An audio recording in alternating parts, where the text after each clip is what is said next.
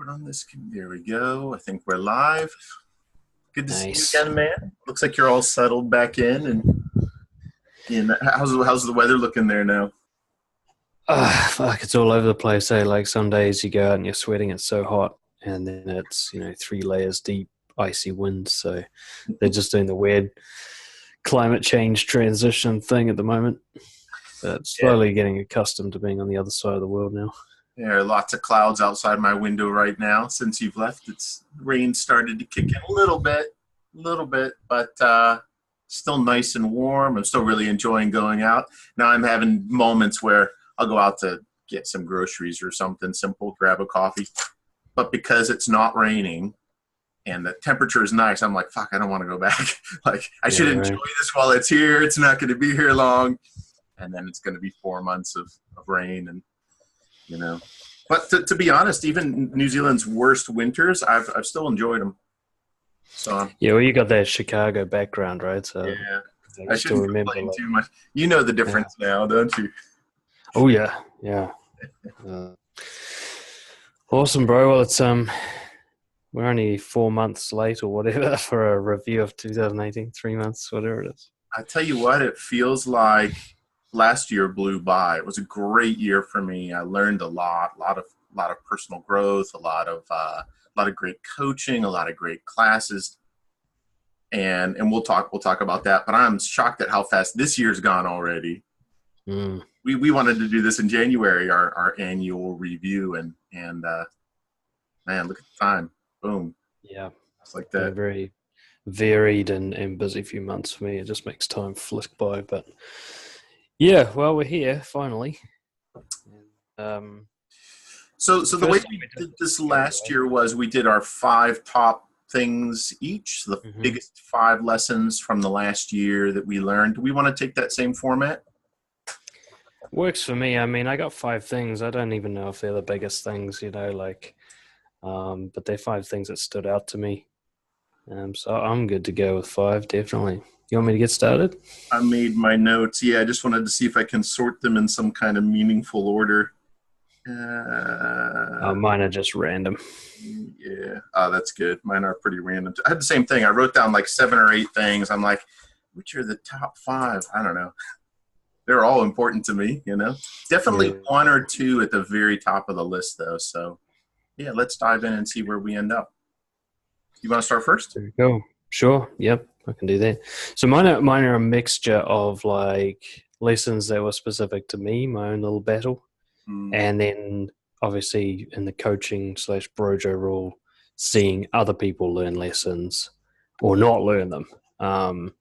So I got a mixture, and then there's a couple that cross over where both me and my clients struggled with the same thing. So no particular order of importance here, but the first one I've got is, for lack of a better word, overthinking.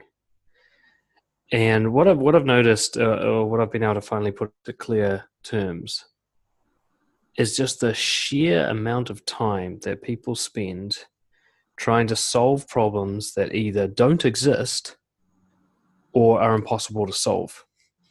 And they do this all inside their head, inside the little simulator in their mind. So, an example of like trying to solve a problem that doesn't exist, like trying to solve a problem that might occur in the future, trying right. to solve that now. So it's not present. Or trying to solve a problem of like something you did wrong in the past, which is now done and dusted and set in concrete, sort of thing. And then the impossible to solve problems are like trying to solve the problem of, say, what somebody else thinks or what they might do, or solve some sort of resource problem that's mostly luck.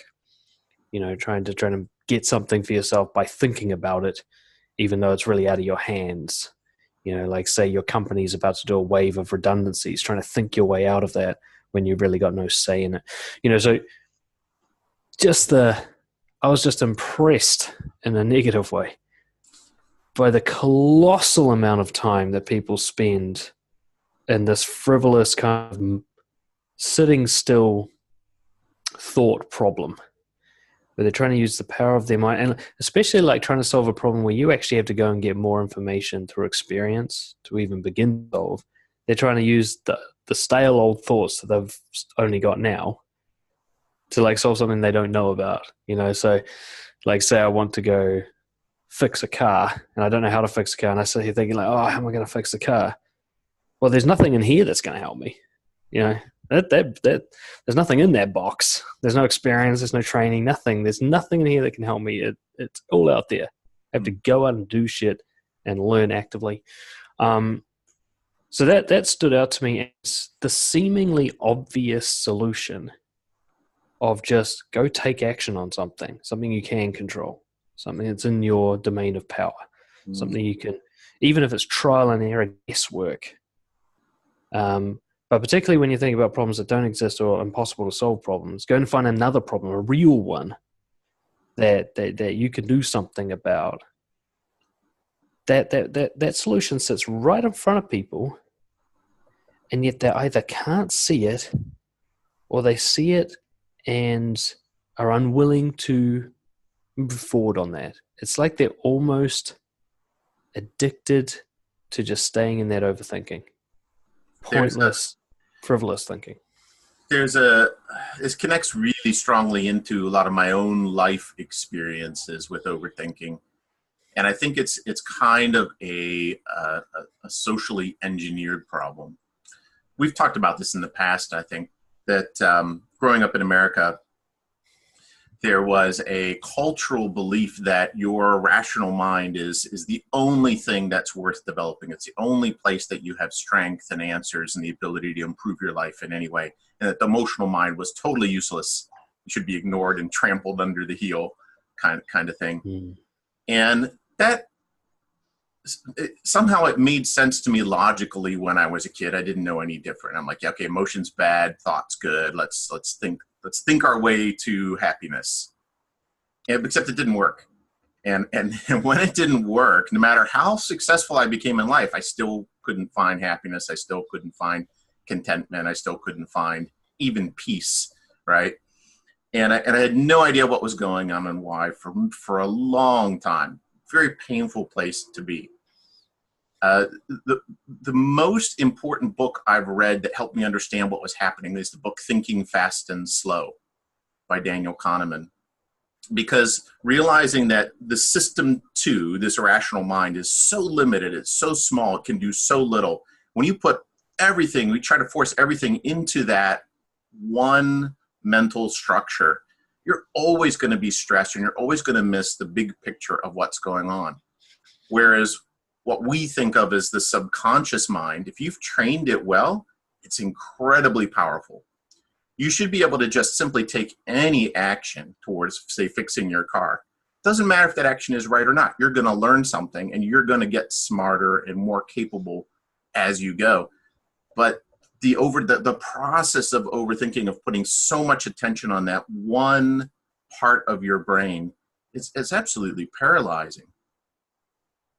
It really is. And I found that it, on top of not being able to move forward in any way, that sense of there was a separate sense of almost like a self-abuse, in the sense of I can't even accept the fact that I'm feeling frustrated, or I can't even accept the feeling that I'm not moving forward. And then I'd abuse it. I'd work harder to shove more things through the system 2 hole. It was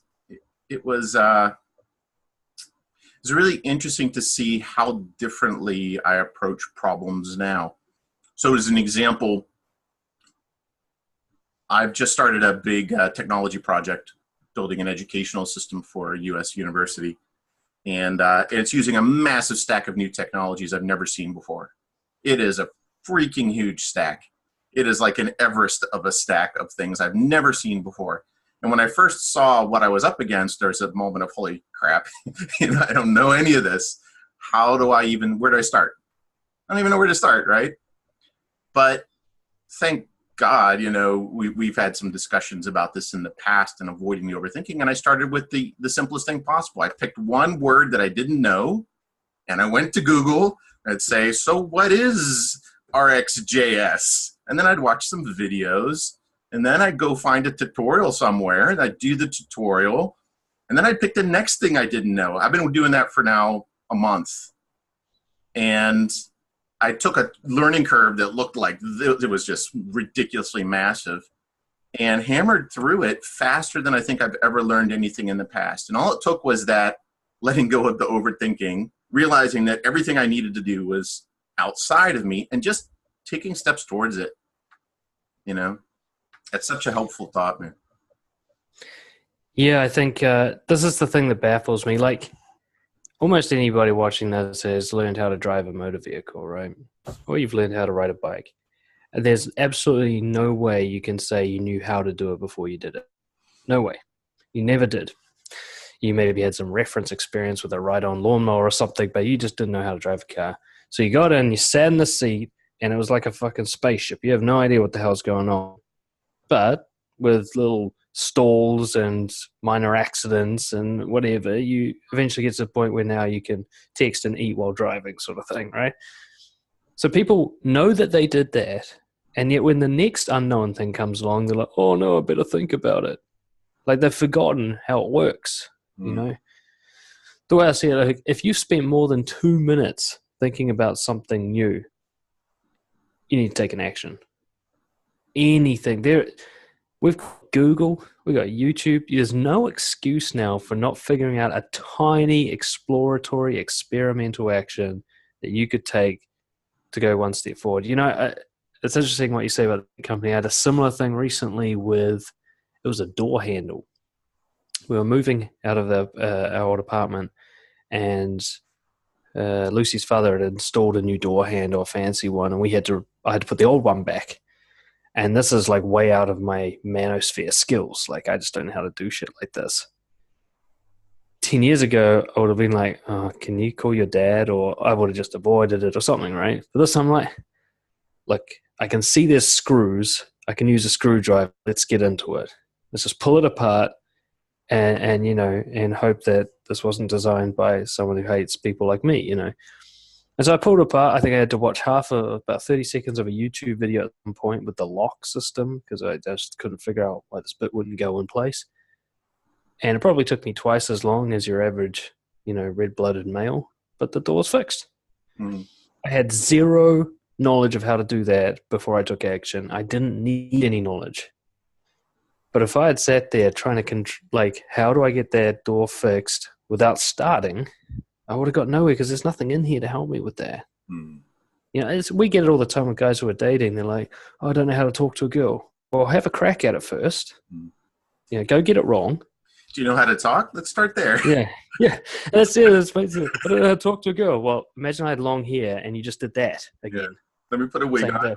Give it a go. You know, that plus feeling really nervous. That's all it is, right? So go do that, right? So I think if people were to actually add it up, they would be weeks per year in this really just unproductive mode of thought. Nothing comes of it. No progress is made. It doesn't help in any way towards action. It just holds you back. So that's what I think. If you're looking at something new and you're thinking, how should I do it for more than a couple of minutes, just stop and go, do anything.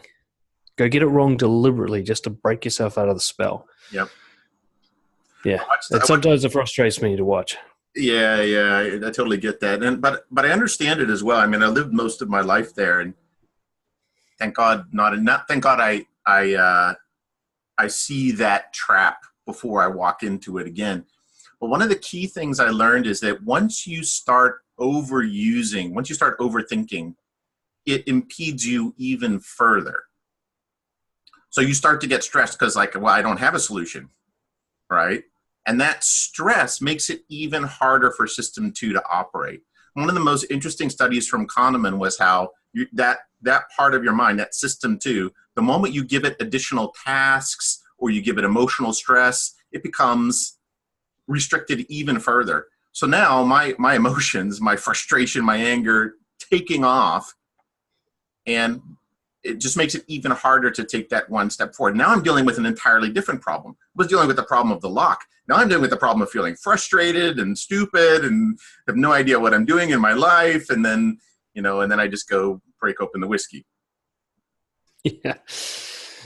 I'll tell you what, one thing that one of my clients does now is when he gets like that, he just drops and does 10 push-ups. And it's amazing. It just snaps him out of it, gets him Mm, into his body. We had like a little saying, like, do it with your hands rather than your head. mm, So you got a problem that's unsolvable, just find something to put your hands on and manipulate, like go solve a Rubik's Cube or something, drop and do 10 push-ups, go make someone a meal, go do something with your fucking hands and this problem goes away, you mm. know? But yes, some people, they bathe in it, I think it's what happens, like you said, it's a snowball effect. It sets off a series of emotions, which you then now trying to solve another impossible to solve thing. You can't solve emotions with thought. And so now they're stacking, now they've got a task list of impossible things that all need to get done before lunch. Yeah. All of them pointless to even put an ounce of energy towards. But And I yeah, let's like get into I like it. your press ups example, because one of the key things here is that when you're dealing with an overthinking situation, you can do anything. You don't even need to do anything related to the thing you're thinking No. about. Just do something good for you, and you'll feel better, and you'll feel clearer, and you'll feel more directed, and you'll be able to deal with it a little bit better. Yeah, I find that pretty fascinating. Well, it just snaps you out of that powerlessness because you have power. Like even if you're like, okay, I'll clean the kitchen for Yeah, my mum. It's like, okay, that's something I can do. I know how to do that. We're back in control here. Like I'm not a fucking useless loser anymore. I can do something. yeah, Um, the quicker someone can catch that and make that switch, like I love what you said. It doesn't have to be relevant. You can go do something completely different because no matter what it is you do, it's more productive than sitting there thinking about something you can't solve. yeah. Making it Everything's more worse, productive than that. You know, picking at go the. start a fight with a stranger. That's more fucking productive. you know, God. I like that, man. I like that. It's a good one. We should do some more work on that, building processes around overthinking. I'm actually Mm. gonna take that one and lead into one of my top five, which is the importance of developing healthy patterns. Mm-hmm. So one of the things I realized over the whole of my life was that I tend to approach some area of my life that I want to improve by building up this huge amount of I want to do it. I want to solve this problem. I want to get buff, or I want to lose weight, or I want to have this hot girlfriend, or I want to build my great business, or whatever. I'd find something big, and then I would absolutely throw myself against the wall trying to bash my way to victory on this thing. And I had a huge amount of energy and a huge amount of idealism. I actually absolutely believed that I could do it. And I'd basically run headfirst into the hurricane, trying to fight the wind, and didn't really prepare much, didn't give any thought to what's going to happen when I take the first punch. How am I going to feel then? Am I prepared for that? It's like Mike Tyson says, everyone has a plan when they step into the ring until they take the first punch, and then the plan's out the window, right? And that was actually quite relevant to my experience. Was that I'd go at it, and then 3 weeks later I'd be, holy crap, I'm exhausted, I'm frustrated. My emotional state would be in such disarray because I just drove at it with this intellectual intent, and didn't give myself any space for recovery. It's kind of like the idea of I'm gonna get buff by going to the gym. I'm gonna have one single epic workout session. It's gonna last 4 weeks long. I'm not coming home until I'm buff. That was the idea I had going in, which is totally, you don't really, you've got to sleep, you've got to eat. This is all part of that success process. But I'd approach things this way. I'd approach them with this massive attack kind of approach. And I found that not only was it very hard to succeed at most things in any meaningful way, but I'd come out bruised and battered out of these situations, and then be less certain of my ability to actually accomplish this thing I wanted. A great example is dieting. So when my metabolism started to slow down, I had a strong tendency to put on weight. And the way I would approach it is be like, I'm not eating anything until I'm fit again. You can't do that. Your body can't handle that. And what's more, it works against you. Your body freaks out and goes, well, we're saving everything now. But I had this mindset of just this kind of aggressive, almost self-abusive approach to getting where I wanted to go. And I was fighting myself in that process. And that's the key thing. And it ties in really strongly to overthinking. You end up fighting yourself. The moment you're fighting yourself, you're disadvantaged. You can't win that battle. Your emotions versus your thoughts, you're not going to win against your own emotions. At some point, they will dominate. We are mammals, right? That part of our brain, unless you stick a soldering iron in your ear and burn it out, that is, please don't do that. You know, that's part of you. It's an important part of you. So I completely changed my process last year, and I've been really, really excited to see the changes.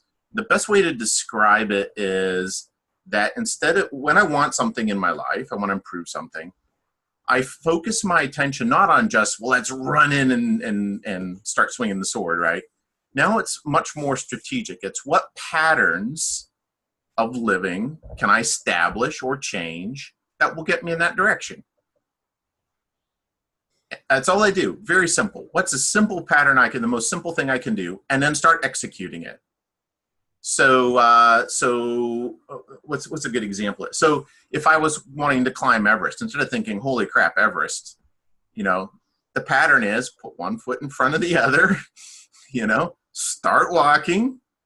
We'll check in a week and see how we're doing and what we need to adjust to our pattern, right? And I find that really, really useful. So like right now I have patterns around everything. I have patterns around managing my day. I've got morning routine patterns.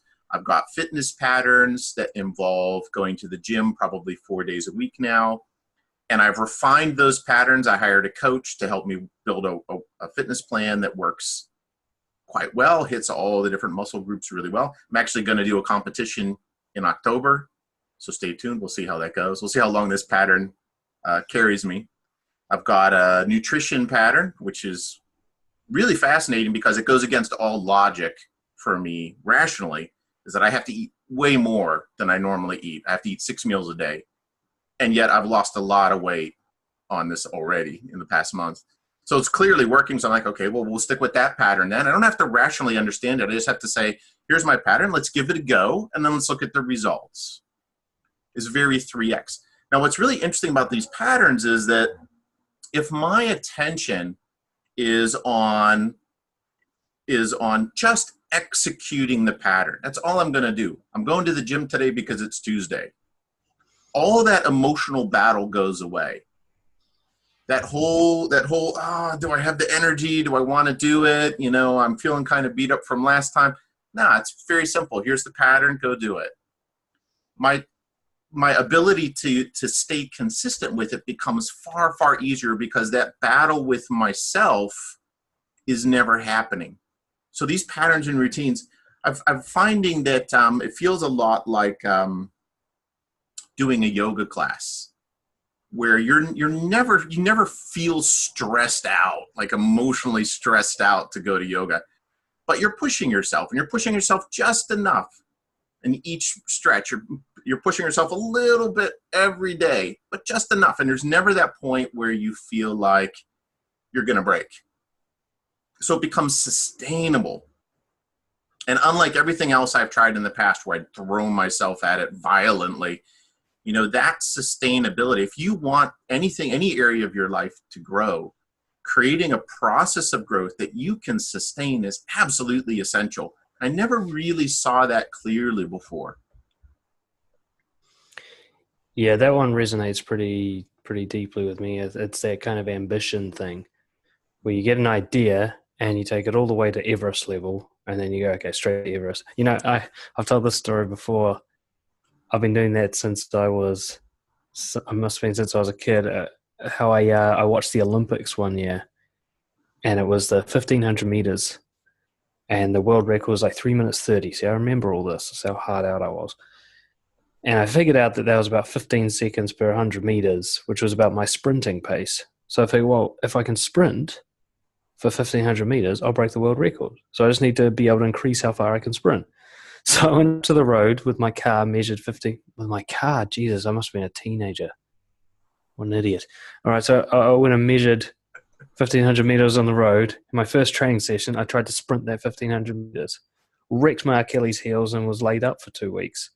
And that's like, you know, I talked to my dad. I thought this would be like I've broken through Like every other coach in the world has never thought of this awesome method. My dad's like, oh, they run up sand dunes, they do marathons, they do strength training. I'm like, oh no, fuck all that. But like it's exactly what you're talking about. Like I go all in rather than I like you now, there's like a maturity coming through where I understand like just chipping away at something with just this determined frequency and regularity without it having to be huge quantity. Mm. You know, like learning Czech, I'm just taking on like 5 new words a day. You know, I'm not trying to become. I tried when I first got into it. I'm like, I'm going to learn in 3 months. That's the way I think, you know, because I got a program that says fluent in 3 months. It's like, yeah, if you got that kind of fucking genius brain and that's all you do is learn that language. And after 3 months, I became really despondent because I could barely do anything, and I lost all motivation. That's a pattern I've been into quite a lot. But now I'm like, 5 words a day. It's never too much to ask. It's on my schedule. And I'm just like, if I do that for the rest of my life, I will be fluent. I don't know when, but I know every week I'm making a little bit of progress. And then I'll notice it every now and then. Like I talked to Lucy's mum the other day, and I'm like, holy shit, we just had a full conversation, albeit a very superficial one. I was like, oh, I couldn't do that a few months ago. There is progress being made. I'm just chipping away at this thing, like eroding it. And patterns, yeah, you know, like morning routine. I can see it in my journal clearly. When I have a consistent regularity of morning routine, my stress levels are down, I'm focused and I'm on top of things. When I have a consistent absence of it, I'm a mess. You know, I can see that leverage. So I just do it. I don't know exactly what the breathing does. I'm not really sure what my cold shower does. I know what it's supposed to do, but I don't know how to measure whether or not that's happening for me. I'm not sure what eating at certain times of day exactly does. I just know that if I stick with it, I do better than when I don't. Until I get better information than that, then I'll stick with it, you know? So I'm absolutely on board with that. What is your current? Actually, I have morning routine as one of my separate items. What is yours currently? Actually, since I've been sick, it's nothing at all. But generally, it is some form of physical activity. So it might be actually like a full-on workout, or it might be the Wim Hof breathing. I consider that physical activity. Or it might just be like yogic style stretching. There's a cold shower in there, just to kind of wake me up. That's right at the start. And then there's a really nice relaxed breakfast, usually with some socializing with the missus and some planning of the day. And then I get into the day. I used to have a much more hard out morning routine, but I've just sort of whittled it down to like a couple of high impact things. And I mix it up a bit too. Like the physical thing could be anything I feel like doing. I used to put a lot of pressure on myself to do an exact thing. And then I'd skip my morning routine because certain days I wouldn't feel like it. Now it's like just do something. Could be just go for a walk if I'm really not feeling it. Or it could be, 100 push-ups, or it could be just deep breathing or whatever. Yeah, that's interesting. I noticed a similar thing that my morning routine mine was primarily intellectual exercise. It was about organizing my schedule. I like to have a very busy life, so I'm running my 5 businesses and at the same time trying to get super fit, at the same time juggling relationships and all of this all at the same time. And I love that busyness, but my morning routine was about prioritizing and about, sorting out my schedule, mainly touching base with people who I had just needed to touch base with, texting, so on. But it's simplified even from that. So what I used to do was go to Starbucks every morning for an hour, go through my schedule, go through my phone, reply to yesterday's messages, check my calendar, book my appointments, do some writing, catch up on all this whole mind dump in and out. And that was useful. But I found that there were really only a few core essentials that really made a big difference. And so it's kind of whittled back to those few essential things. One thing I realized is that organizing my schedule is great. It's something I need to do once in a while. And it's something that's sort of a continuous ongoing through the day thing. But that space in the morning that I give myself to get away from my desk, to get away from the work and just be is really important. And what I think, it's kind of like meditation. Your mind is always buzzing along all day long, and then you switch it off. And there's this kind of magic that happens where you're able to get perspective on yourself, your world, your life, where you're going, what you're doing, that you normally can't see. It's like turning all the volume off, the TV and the radio and the microwave is off, and it's silent. And now you can hear stuff. And I found that if I establish something, I don't meditate per se, but if I, in the morning, go have a coffee, and I'm not there to work. I'm there to just relax and step back from my life and look at my day. That moment of reset, it might only be 15 minutes a day, but that's essential. That alone gives me a kind of clarity of purpose on not just what's happening today, but my life in general. What I tend to do is, because I just pack my schedule so full, one day bleeds into the next. I go to sleep at midnight. I wake up in the morning. I'm back at the keyboard working on that same problem I was with. That was my pattern. And the thing was, weeks would go by and it'd feel like one day. You'd lose all sense of perspective. So morning routine as a point of reset become really essential for me. Now I'll go somewhere. I'll go for a walk, or I'll go to Starbucks, but I won't bring any paper. It'll just be me and my coffee and my thoughts, and just a relaxing time away from all this stuff.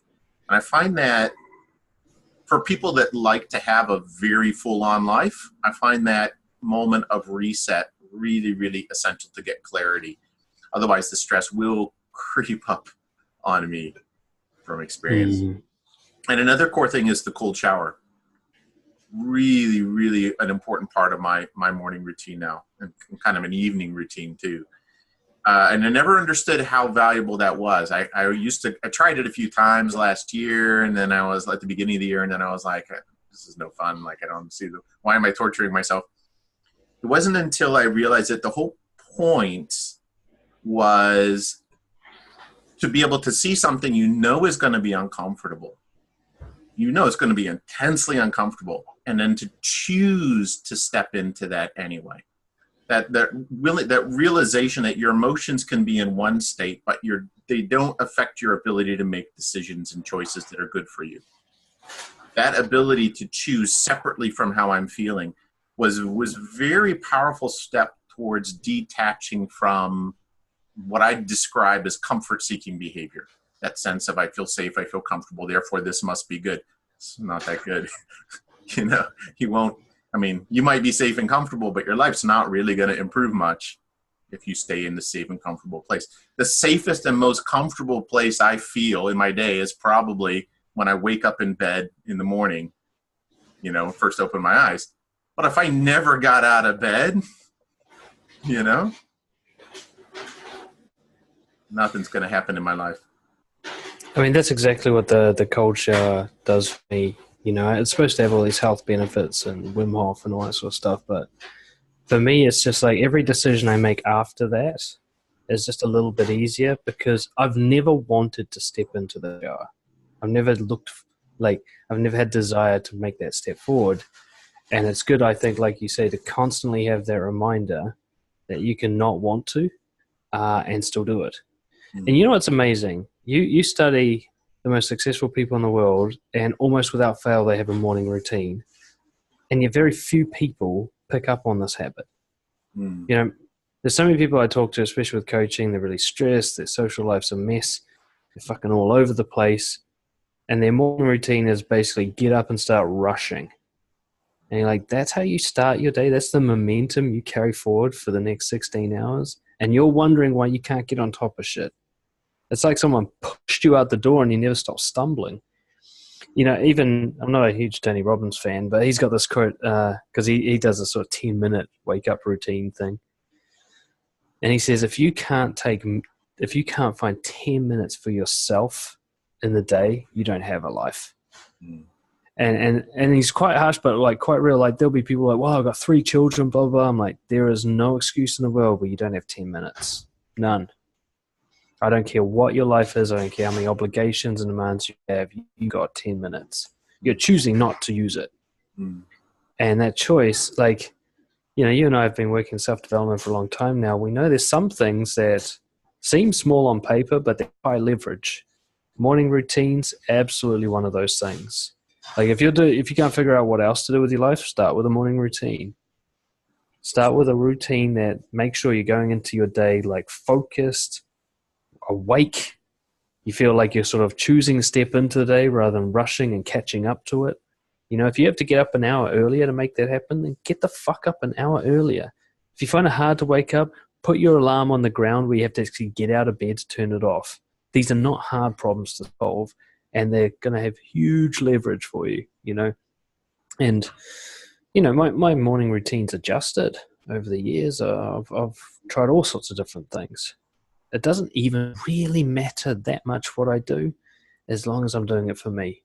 As long as I'm like taking control of my morning and everybody else has to wait for me to get my shit sorted, and then I'll go out and, save the world sort of thing. So, yeah, I think it's a big one. I think it's such an easy win. I think anyone can do it.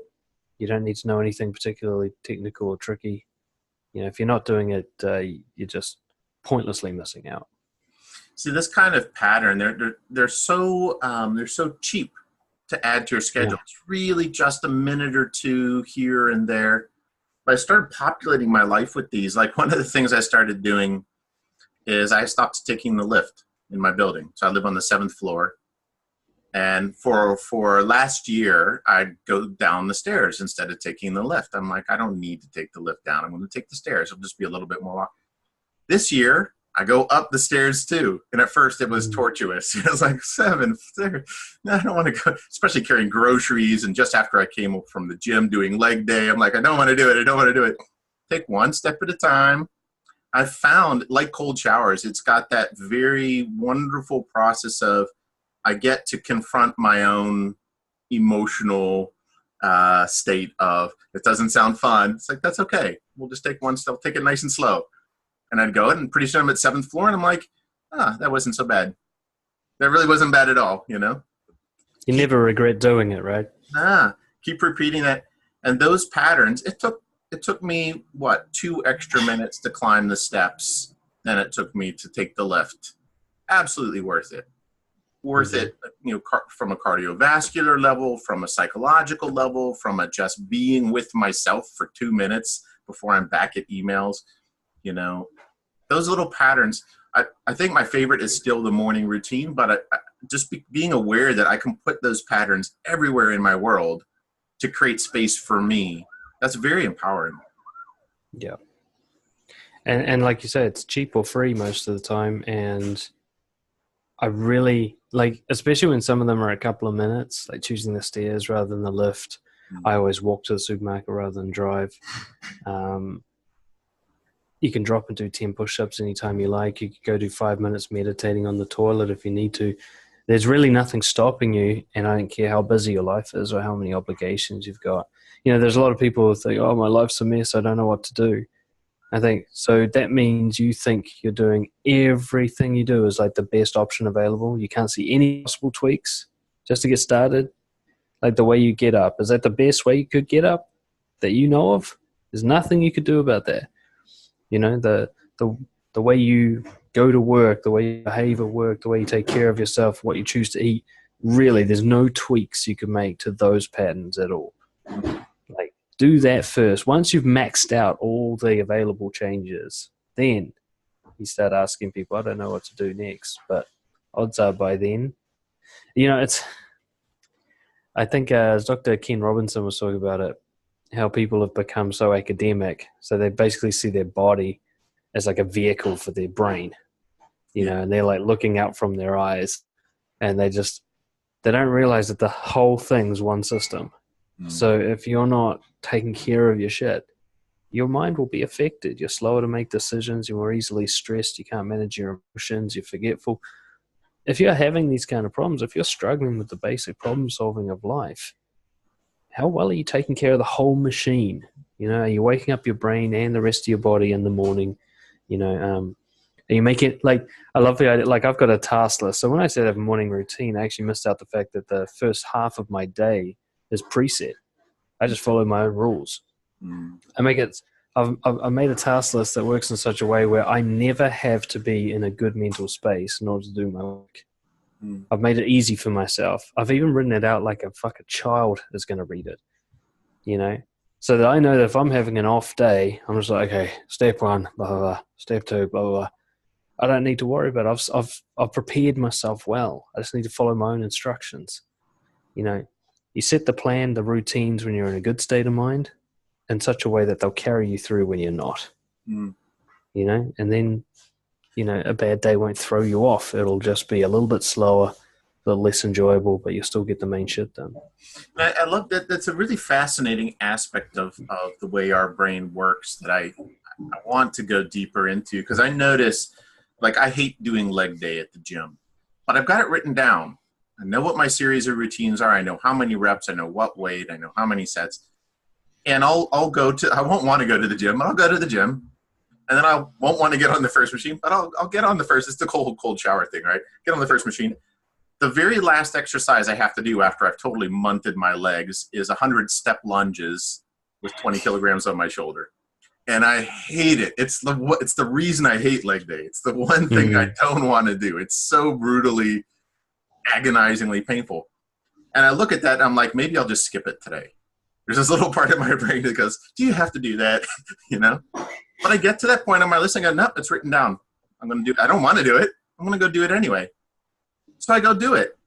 And what's really fascinating is that I'm watching myself this whole time. The whole observer thing is, you know, watching myself go through this routine. And I'm observing the sort of emotional reaction. I'm observing the psychological reaction. And during the whole process, once I've committed to start doing it, once I've taken that first step, I'm fine for the next 99 steps. It's all the psychological pain, all the emotional distress happens before that first step, before I've decided.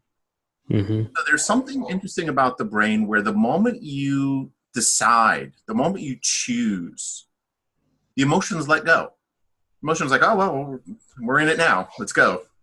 Let's align with the decision. I find that really, really intriguing because I keep repeating that pattern everywhere. Cold shower is the same thing. You know, I don't want to do it, so I just step into it. The moment I step into it, I'm fine. You know, it's the whole before I step into it part that I feel the distress. Yep. And I think one of the things we're talking about here is there's an illusion that you have to feel like doing something to do it.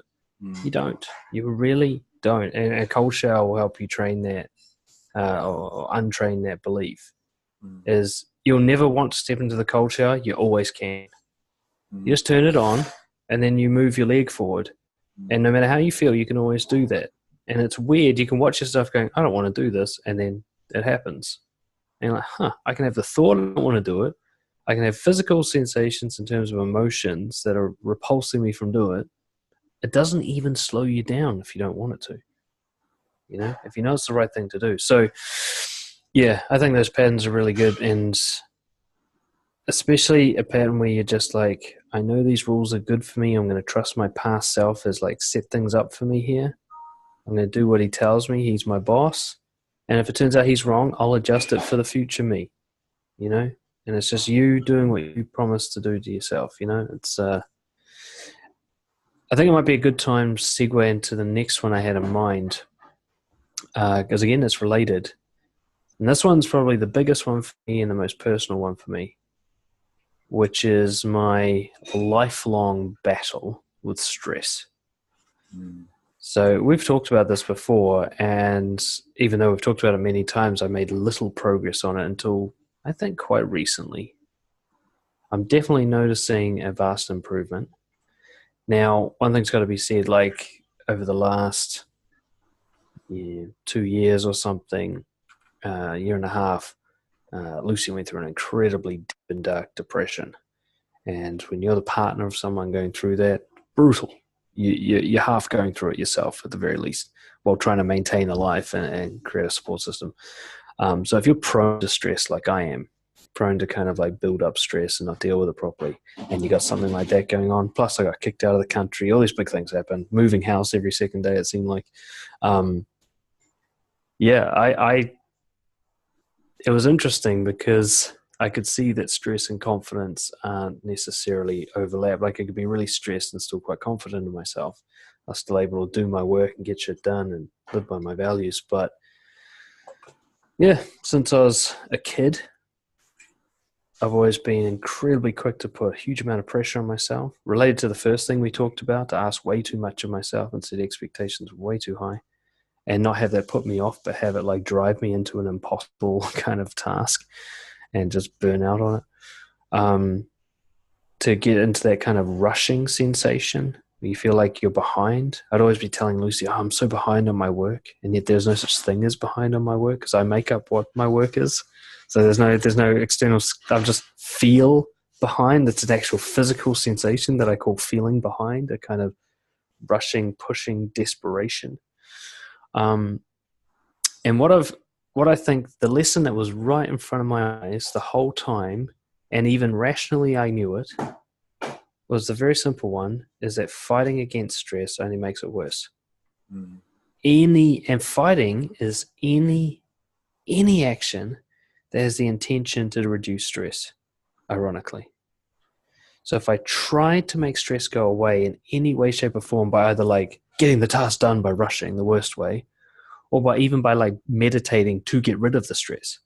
If my intention was like anti-stress, it's like my stress was a living being. It fought back.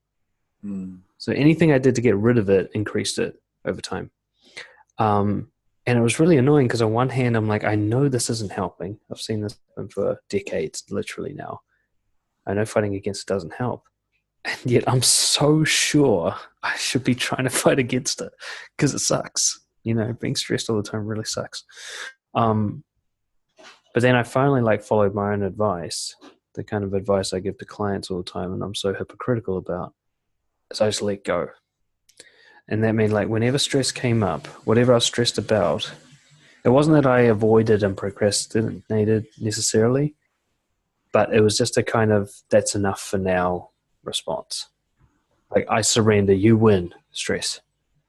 I bow down to your greatness. And I'd show that surrender. It's only just happened over the last few months by relaxation activities. Stop working, go for a walk, tell someone that I'm stressed and just admit to my weaknesses sort of thing. Change activities because this was just burning me up, you know. And it's like I've finally cracked the code. Like I'm so less stressed now despite many stressful things occurring. It's not like I don't have an initial reaction, but I pounce on that initial reaction now. And any attempt I do, you know, to reduce the stress, I'm like, no, stop it. I give in. I'm stressed. It's game over for now. Not forever, but for now, I lose. I don't know why it took me so long to be able to implement that properly, except for well, I think it was more what I thought I was doing to relax was secretly an attempt to reduce stress. And that intention was undermining it. I was always fighting against it. I was just being very subtle and deceptive in my fight against it. Everything I did to relax was still to reduce stress, and stress, it's like an entity inside me, which I now recognize. I've had this conversation with people about other emotions. I was disrespecting my stress. I'm not supposed to get rid of it. I'm supposed to fucking listen to it and do what it tells me to do.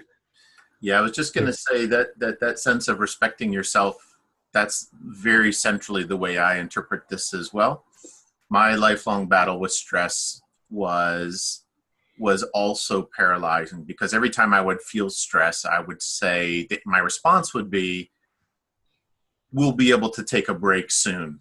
I know it's hard, you know, push a little further. And then what would happen is the stress would explode. The stress would accelerate. It's like, you're not listening to me. You need a break. And then I'd fight harder. Like, no, we'll be done at midnight. And pretty soon I'm literally staring at my screen and not able to do anything because I'm so paralyzed by the stress. And I wouldn't even see it coming. And my reaction now is quite different. Now, the moment I notice I feel distracted, the earliest hints of stress, the moment I can't focus on studying this thing or programming that thing or writing this thing, I'm like, well, it's time to stop this And I get up and then I go to the gym, or I go to a coffee, or I go out to lunch with a friend. I kind of like, well, what's the thing that I want to do most right now? And I pick something else. When I come back, I'm 100%, 200% energy back at it. I just needed that change of pace. Mm-hmm. So now my stress owns me in the sense that I just respond to it immediately. The moment I feel any emotional indication, I stop and deal with that emotional indication, because I know if I don't, it's pretty soon it's going to just totally crush me. It won't go away. Well, that was one of the things for me. I've learned through journaling. I journaled so much about stress last year. Like every journal entry has some sort of insights about stress of the day or yesterday or whatever. And what I realize is by the time I know I'm stressed, already too late. So I don't need to be like, oh, I can hang in for another 30. You know, I've already crossed a line quite some time ago that I'm blind to. And still to this day, I know it. Like there's warning signs I see, you know, if I start going at certain things that aren't that big a deal. Like if my computer's slow to load something, I'm like, oh, for fuck's sake. Like it's already too late if I'm like that. If something that doesn't actually harm me and I'm reacting like I'm harmed. If I'm looking for dopamine in any way, you know, if I'm scrolling through Facebook a lot, looking at porn, anything like that, it's already too late. And what I realized, it's before I used to think, well, stress is healthy, like stress means I'm challenged or whatever. No, challenge is different. I don't feel stressed when I'm challenged. It's a completely different thing. I used to think I should feel stressed. That's me at the edge of my comfort zone. It's like, no, that's me too far past it, burned out. Challenge is exciting and thrilling and kind of like there's no aggression like towards yourself in challenge. There's no frustration with the world. There's no lack of acceptance. It's kind of like bring it on. It's fun. Once it's not fun anymore, that's no longer you challenging and growing. That's just you being stressed. That's like you've had enough. You need a release now, the 3X model, you know, break time. The sensation for me is that the battle switches from an external battle where I'm defeating something and conquering something and growing to an internal battle where I'm suddenly fighting myself, you know, and I end up, it's terrible. What's really interesting, the Thinking Fast and Slow book. This is one of my favorite books that I read last year. That and Sapiens probably were two biggest ones that influenced me. One of the things that Kahneman found was that anytime you feel an emotional state, particularly what we would identify as a negative one, stress, anxiety, fear, trepidation, anything, system 2 becomes severely handicapped. So this is why test anxiety kills the student's ability to perform on tests, right? If they didn't have the anxiety, they'd do fine. And the amazing thing is the anxiety isn't a thing. It's just a mental state, right? And yet it has very, very real implications. So when you think about, you know, the evolutionary psychology and how mammals became humans, you know, we added all this great thinking apparatus, this whole system to this sense of consciousness, this ability to think abstractly and plan the future that mammals don't have. But the mammal is still responsible for our survival. So the moment we feel emotions, they still have to in order for us to survive as humans, they still have to dominate this whole new part of the brain. And they bloody well do. Just never saw it that clearly before. It's no wonder I can't suppress emotions. They're there for a reason. Absolutely. And they can be so helpful. You know, I've gotten there with every emotion except for stress. I thought like I'd made my peace with anxiety. It's a welcome presence in my life now. Listen to my fear. I use anger to set boundaries and be passionate about my work. All the ones that I had real beef with. But I just until like just a few months ago, I was like, man, I've made like zero progress with stress. You know, I'm not even sure it is stress. Is it like some other emotion that I'm just too like dulled to be able to like clarify further? But yeah, over the last couple of months, I realized I've got to stop fighting it. Why would I be accepting of all the other emotions and see massive like quality of life improvements from that and then still fight against one of them? you know. But like I said, I had a blind spot. I thought I wasn't fighting against it. I thought I was doing all the right things with meditation and breathing and stretching and whatever and eating healthy, but I was all doing it with the intention of fighting stress. So once you have that intention, it just nullifies whatever you're doing. You provoke something, it fights back. My stress was being disrespected, it fought back. That's at least how it feels. And now I'm just like, you win. And it immediately just lets me go. You're going for a walk and you mean it? Okay, you're good. See how it wasn't a big deal, you know, see how you're all good. Nothing bad's happening. It actually it kind of turns around. At least it feels like that. So that's been one of my things I'm most excited about, because I thought that was kind of like a burden I'd have to bear for the rest of my life. A kind of like a Achilles heel. Yeah. But now I'm seeing, no, I'm actually seeing movement in something perfect in my life when everything else was moving along. So yeah, I'm really happy about that one, and I plan to explore it more, because especially in high achievers, ambitious people, I mean, it's the poison that, you know, it reduces your fucking quantity of life. Like your life expectancy goes down with stress, not up. Right. You know, Not just quality, but quantity as well. yeah, and quality of those short remaining years are pretty fucked up. You know, I've got heart disease in my family and stuff. Do I want a heart attack? I'll tell you, my first business ever, I started when I was 19. It was really successful, and it was really successful in part to, we had an advisor who was an investor. So he understood money, he understood funding, he understood sales, and he was quite helpful. Canadian guy named Dennis, really good guy. Dennis did not know how to manage stress. And what was really interesting is that he was almost addicted to stress. He for such a passive, calm, gentle looking soul, you know, he had this kind of behavior where he would put himself into the most stressful situation he could possibly find and sit there in a very unhealthy way, and it would just break him. It's very difficult to explain, but he was really into investing, but because he wanted to be as successful as possible, he decided to take the highest risk investing approach, which at the time was options trading. So he would put all his money into options every day. He'd do day trading on options. And some days he'd walk in, Mike, we're going out for whiskeys. I just made $30,000. And next day he'd come in, he'd say, Mike, we're going out for whiskeys. I've just lost everything. Everything. He'd lose everything like that. It'd be gone. And the thing was, I could see the effect on him, and I could see myself heading in that direction, because I constantly put myself under stress as well. Different ways, but same problem. Is that he would get to points where he's so stressed he couldn't talk. His jaw would just lock. He'd, you know, and I'd be like, "Holy crap, are you having a stroke? You know, this looks really serious." It was just stress. You know, seeing that impact that stress can have on you so deep, it's frightening, man. It's frightening. I learned to respect it. I'm glad I saw that, because I didn't see the damage it was doing to me as clearly as I could see as the damage it had done him. He was only a few years older. He was like 23 or 24 at the time. Yeah, and he was already at this state from the stress he was putting himself into. I hope he's okay now. I don't even know.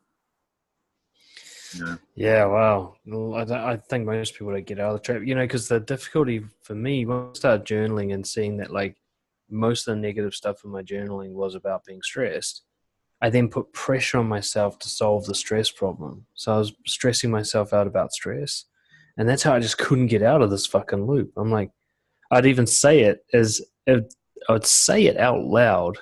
I'd say, like, I'm being stressed about not getting over my stress, and I still couldn't see the fallacy in that, you know. But I couldn't see the other way, like how I get over stress without trying to put any pressure on myself to do that, without any sort of force whatsoever, without realizing that is the answer. You have to remove all force whatsoever.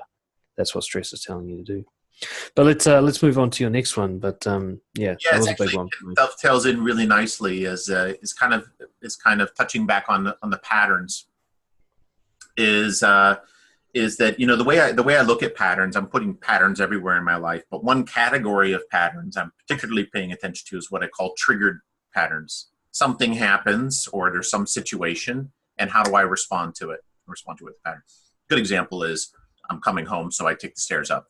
Trigger is I'm coming home, standing in front of the lift. Don't take the lift, take the stairs. But one of the best categories of trigger patterns is those that are triggered by emotional states. So I'm feeling stressed. What's my response to that? What's my pattern response to that? Get up, go for a walk, put my stuff down, have a coffee, drink some water, go for a run, hit the gym. You decide. But having that pattern ready to go and being able to implement it, to action it the moment you experience that situation, I think is really, really, really important. And I started doing this with every emotion I have. My trigger pattern for, let's see, 2017 and 2016 was just journaling. It's like I feel something, anger, sadness, depression, fear, anxiety, and I just journal it.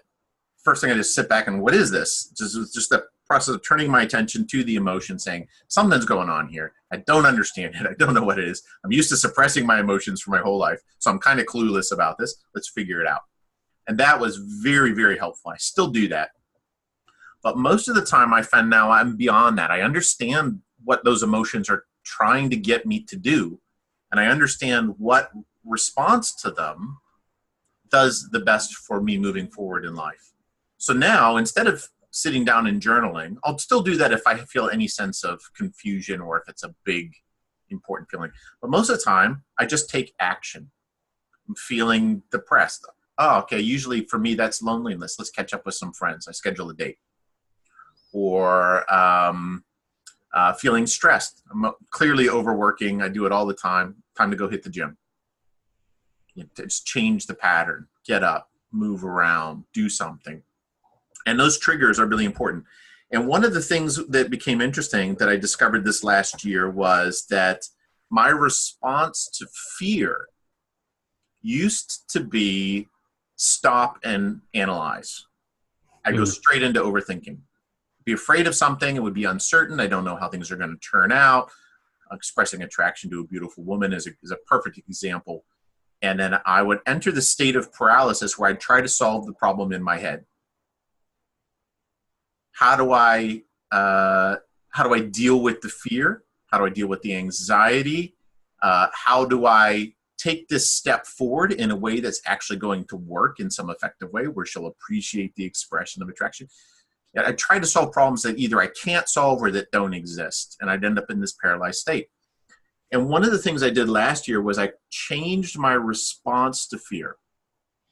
I no longer execute the pattern of overthinking. Now I choose to execute the pattern. I very simply ask, is this going to kill me? The answer is always no. I've never yet encountered a situation where the answer is yes. It's probably out there, but it hasn't happened yet. Is this going to kill me? If the answer is no, is all right, then let's go find out what's going to happen. And I simply go into the fear, just like a cold shower. Part of me emotionally is like, no, I don't want to do it. It's scary. It's uncomfortable. It's, awkward. I go do it. And I've never yet regretted executing that pattern. Every time I do it, there's something better on the other side. And there's usually a bunch of better things on the other side. It's like opening a chest of gold. I end up feeling far more self-confident. I end up getting serotonin win out of it. I end up feeling like I pushed myself in a useful direction. There's a sense of victory and happiness and high self-regard that comes out of that. And that's all internal. It doesn't even matter what happened outside at all. But there's usually external rewards as well. Usually I end up with a great conversation. I might end up with a date. I definitely end up with feeling, quite often I'll end up helping somebody who looked lost. I don't know if they're lost, but I just step into their world and offer to help. And then I walk away feeling fantastic that I just helped somebody who was really struggling with something. It's stepping into fear was a really fascinating discovery for me for 2018. I found that most of my ability to move forward in life was held back by fear, by an unhelpful reaction to fear of just stopping and looking at the fear and not moving. freezing in the headlights. Eh? You Yeah. know, when we ran the connections workshop earlier this year, I think the most brilliant thing that came out of that started with you, and then we kind of worked on it. Was this idea: say it, don't solve it, and that was just so brilliant. Like it goes so far beyond just interacting with other human beings, but you get an emotional response, and this is a big one for guys. Their first reaction is try to solve it in their head, you know, instead just say it.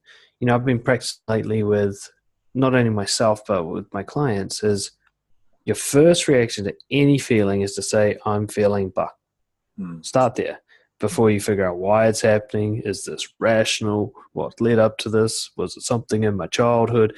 How do I get out of this situation? Before you go down that rabbit hole, just say it. Say, I'm angry. I don't like this. That's weird. I feel sick right now. Whatever it is, just blah. Just get out real radical honesty style. And that's like half your problem actually solved. Most of the time, like most emotions, they just need to be acknowledged. As soon as you go, I'm angry, if you're overly reacting to something, you'll notice it. You'll say, I'm angry. Yeah, that's too much for this, actually. You're fine. You're like, I'm afraid. Why? There's nothing bad happening. As soon as you say it, it gets challenged by reality itself. And then if not, if you're like, I'm sad, well, you should be, you know, you're at a funeral. You're like, oh, okay, well, we'll be sad then. Nothing will be solved here. Like, it's very rare that your emotional reaction to something needs anything particularly complicated from you, especially not analysis. Right? It's like we talked about a lot of that workshop, just like how dogs, they don't have this problem. They're like, I'm hungry, I go look at my bowl. No food there. I'm happy, I wag my tail. You know, they just express anything as soon as it comes up. They don't try to solve it. They don't try to think, oh God, why did I feel this way? Is it because I was slighted last week by that person? They don't do any of that, and they're fucking fine. You know, they're fine. You It's, don't see them lying awake with fucking anxiety every night. You know, I was just laughing because I imagined a dog who's so pure and open and honest about expressing their emotions. They have an emotion, they express it, right? And if you gave a dog a human brain, and it would suddenly switch from "I'm happy, should I wag my tail? Is it okay to wag my tail? Are the other dogs going to be okay with me wagging my tail right now?" This is what we do as humans. It's amazing how we overcomplicate that. I was just, just gonna picture my girlfriend's family's dog, little Chihuahua, kind of like not one of those bug-eyed weird ones, but like a good-looking one.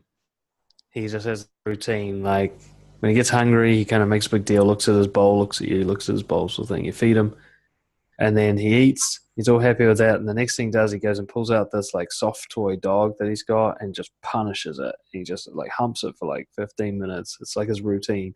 He does it in front of the whole family.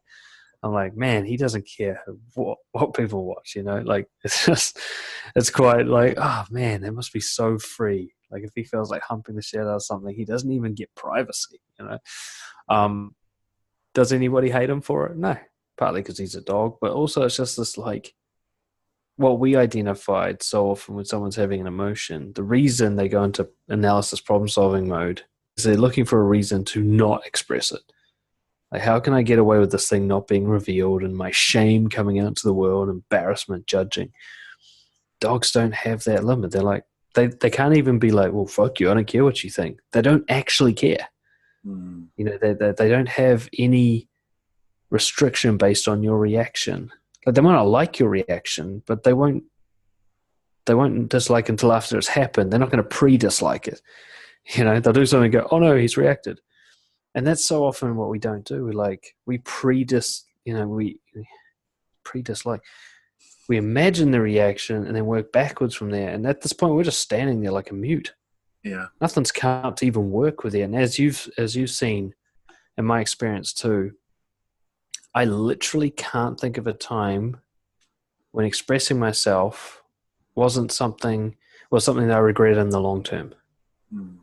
Now, I've had short-term reactions. I'm like, oh, that's exactly as bad as I was worried it was going to be. But then after that, I'm like, oh, well, at least it's fucking done and dusted now. I got that fucking weight off my chest or whatever. I'm good, you know? And, yeah, so I think you're right. Like, fear is... People don't realize anytime you hold back from anything, that's fear. There's some people like to think that they don't experience fear. I'm like, do you delay anything? Because that's fear.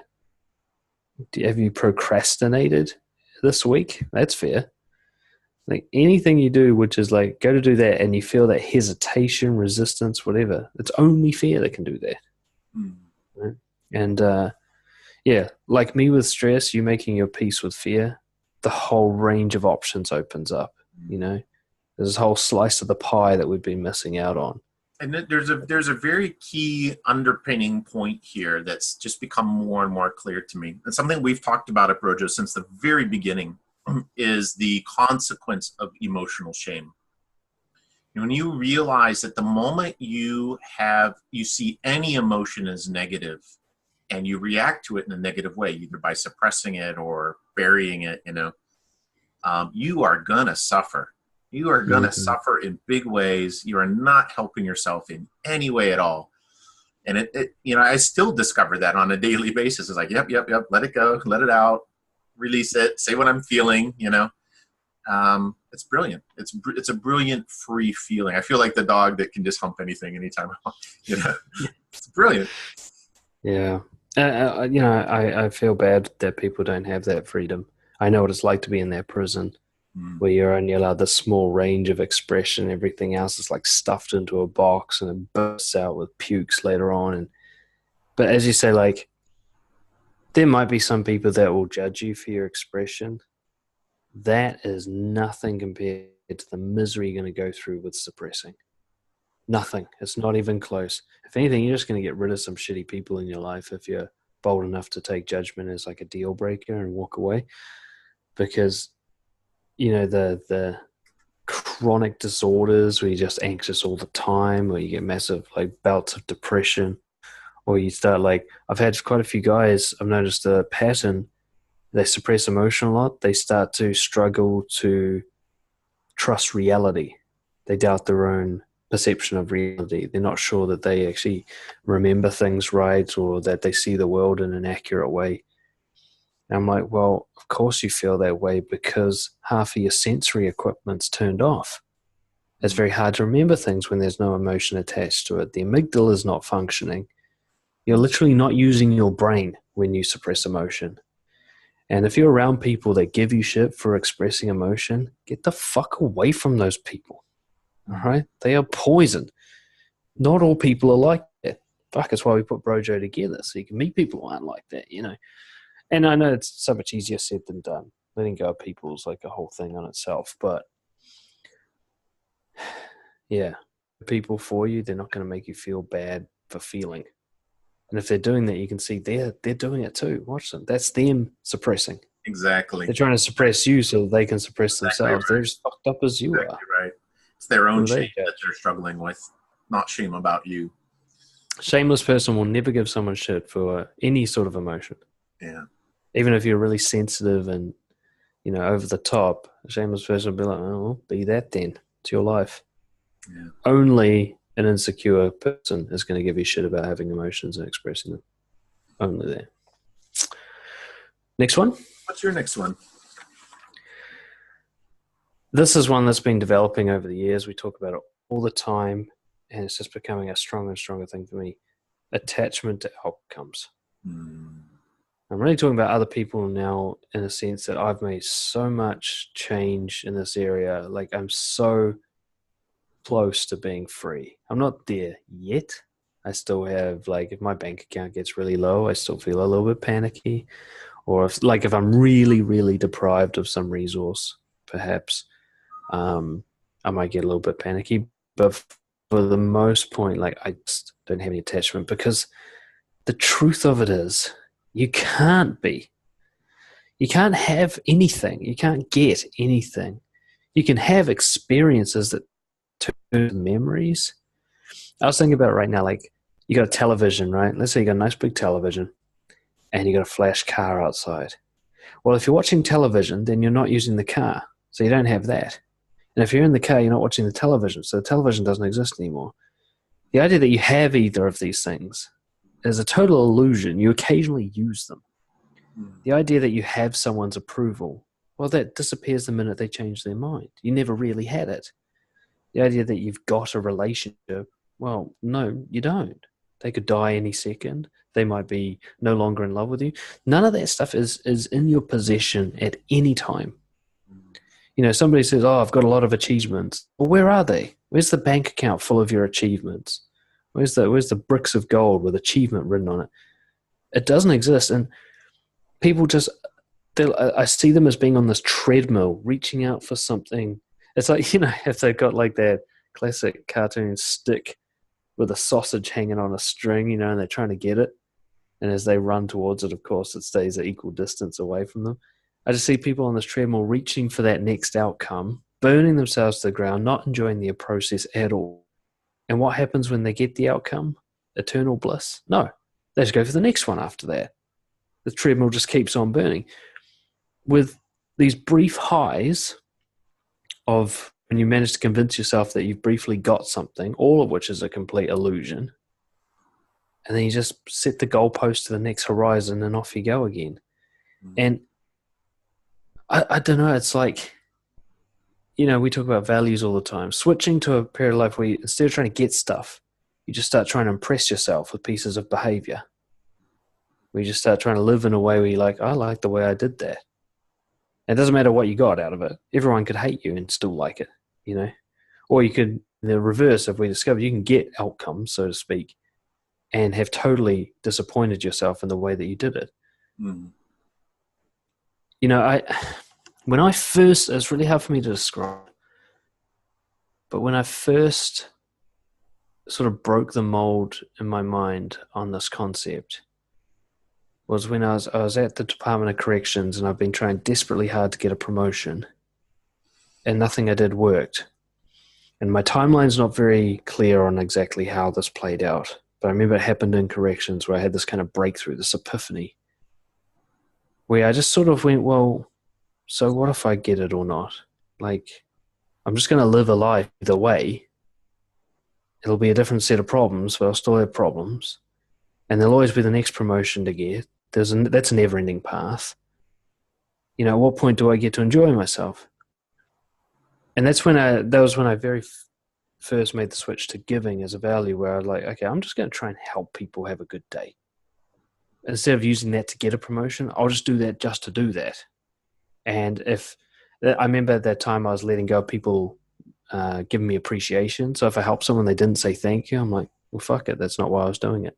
I'll still help them again tomorrow. They don't have to say thank you. If they have to say thank you, then what was that? It wasn't even helping. I was just trying to get something from them. And I just remember I started exploring that. And I remember taking all this pressure off myself to do things really well for approval. I'm like, nah, just do them as good as I feel like doing them. I was like, it's like a shortcut.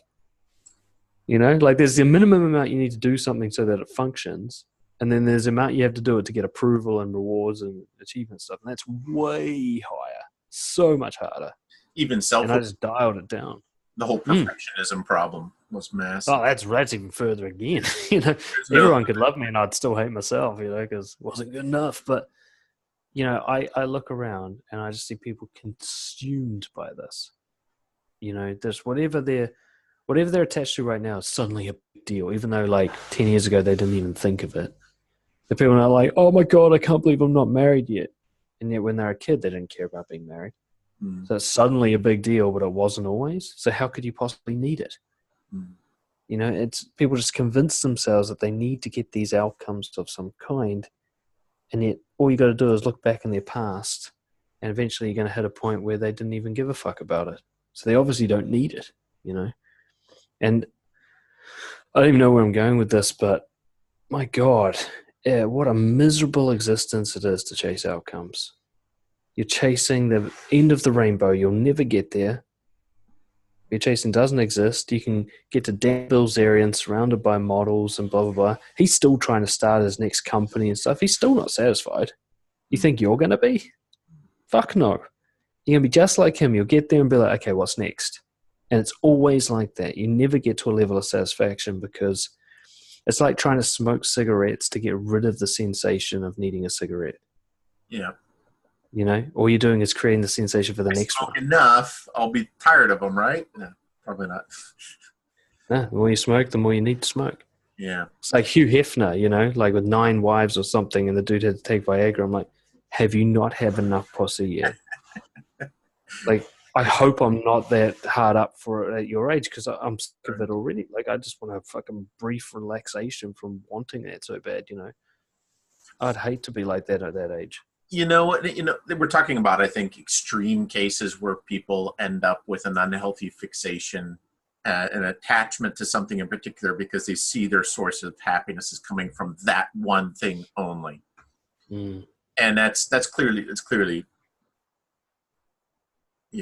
a broken individual in a lot of ways. It's an addict, basically. But, even for the healthier minded set of, I want certain areas of my life to improve. I want a relationship. I want to make some money. I want to get more fit, etc.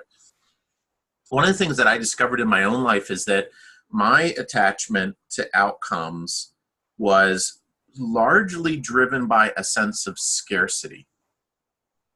So what would happen is, take women as an example. I'd meet a girl that I liked. I'd start imagining, what could be possible here, and then I'd imagine this wonderful potential future together, and then I'd become attached to that fantasy. And then the emotions really start to step in, because now that I'm attached to that fantasy, anything that threatens it hurts, creates pain for me, right? And a lot of that was because somehow now my brain had entered a state where, due to overthinking largely, I now believed that this was the only path to happiness. If anything broke that path, if anything changed, I was going to suffer misery for the rest of my life. Somehow my mind was absolutely convinced of that.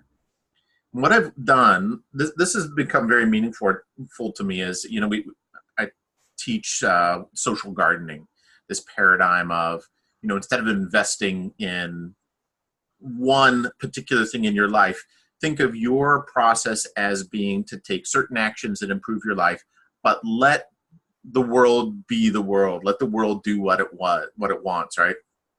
Relationships are the perfect example, because we're used to having control over things, but in a relationship, we have control over exactly half, no more.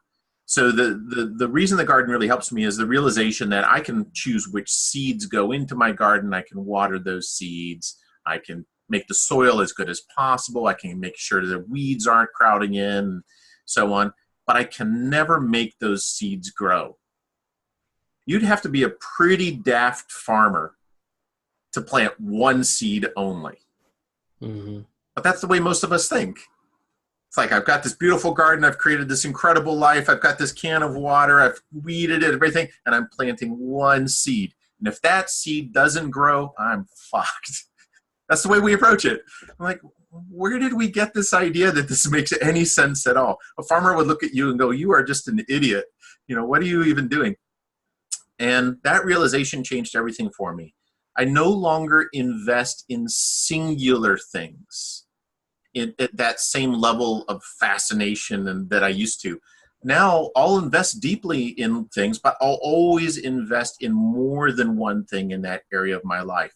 So even take something like fitness. Yes, I'm at the gym, but I'm not only at the gym. I'm also paying attention to my nutrition. But I'm not only paying attention to my nutrition, I've also got some kind of cardio exercise going on. I'm investing in all these areas because I don't know which one is going to make the difference, or if any of them will, right? Relationships. Have a lot of relationships that have potential. And I feel the most secure and safest when I always have a lot of relationships that have potential. If one of them actually starts to blossom into a nice romantic connection, I'll focus my attention on that. But I never enter a situation where I start to feel anxious and paranoid about that relationship, because the scarcity has gone away. I know that if for some reason this relationship doesn't work out, I'll be fine. I'll be okay. There are other options out there. I know that. My brain knows that. And I think there's a deep-seated, emotionally driven survival mechanism that when your brain sees scarcity, it starts to panic. Because I just feel panicked. You know, even Mm. when the relationship's going well, I start to feel panic. I'm like, if I lose this, you know, your mind starts to imagine this horrible death scenario. It's terrible. So that attachment to outcomes for me was really largely based on I was creating that scarcity that forced me to emotionally attach to those outcomes that were making me miserable, and this constant feel of panic and stress. I think you can quite clearly connect those two for me. I think I can't remember who said it this way, but somebody put it really clearly, which is, like if you're not enjoying what you're doing now to get that outcome, when you get it, you're not going to be any better off. Mm. Like, so if you can't enjoy being single, being in a relationship's not going to solve your problems. If you can't, I had a good example with health recently. Like, I've been sick for the last couple of weeks, and I was just too sick to do anything. I couldn't do my morning routine properly. I couldn't exercise. There were some other barriers to that as well. And at first, it was like really frustrating. And I'm like, well, time to watch some movies, and I can finally read that book that I've been putting off, and I can do some more videos and like passive, easy work. And so I found a way to make being sick enjoyable, because that's all I got right now is being sick. I can dream of health, but who knows? This might, at one point my temperature is real high. I'm like, I think I got meningitis, because I'm always catastrophizing being ill. And I was like, shit, I mean, one day if a sickness does kill me, I might not seem the difference to any other time I've been sick. This could be the one. I might be about to have my sleep, There kind of sense of mortality where, like, what am I racing towards exactly with this urgent chase towards the next outcome? Because the going towards it is life, but the getting to it is just an illusionary step. It's just a milestone that's totally mental, and you guys like busting their ass to make $1 million. You think you're going to hit that million and be satisfied forever? I promise you, you're not. Maybe you'll have a high. It might even last a while.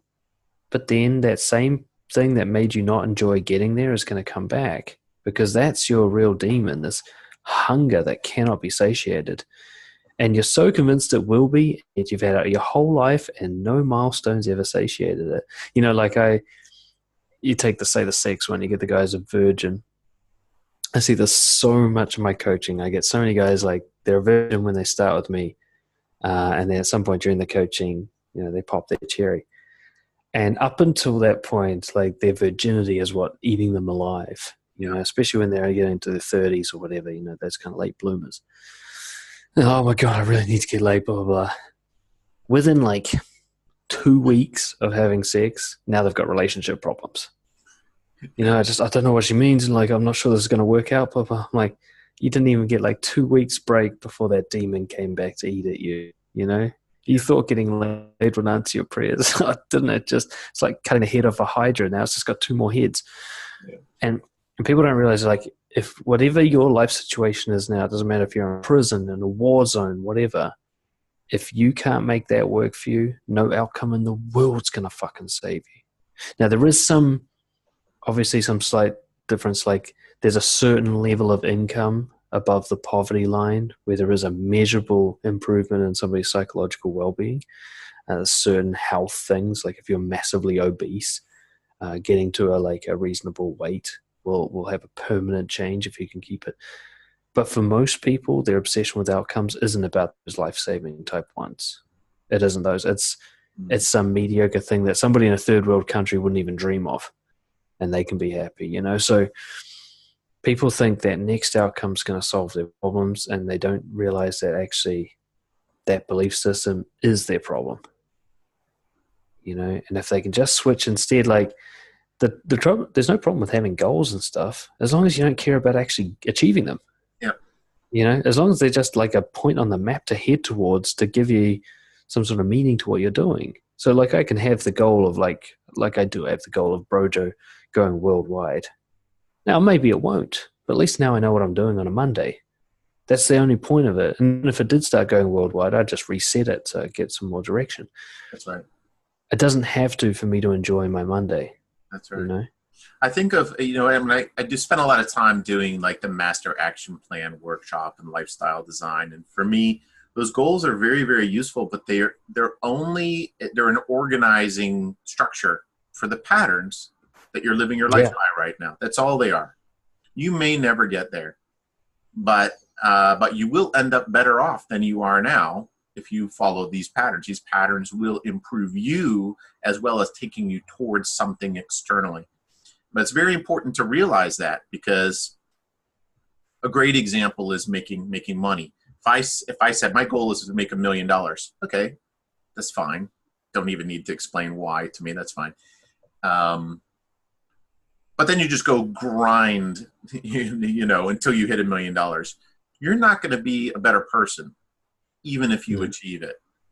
So when you realize that the whole purpose of a goal is to help you define and organize the patterns you're living by, you can choose those patterns in a way that are going to improve, not just move you towards that goal, but improve you every day, step by step, learning new skills, getting stronger, becoming more knowledgeable about something. That's helpful. Then it doesn't matter if you ever reach that goal. It has improved your life. I think that's a very key thing to understand on goals.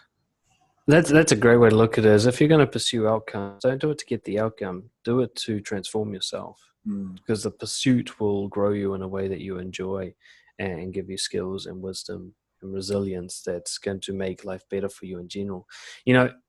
Anybody who's attached to outcomes, go into Google, type in 2 words, celebrity suicides, and look at a list of people who have everything you think you want, and ask yourself, if they really did, then why did they kill themselves? How could somebody who has all the outcomes you've ever dreamed of want to take their own life? And the answer is because the outcomes didn't do shit to depression. They didn't do shit to quality of psychological well-being.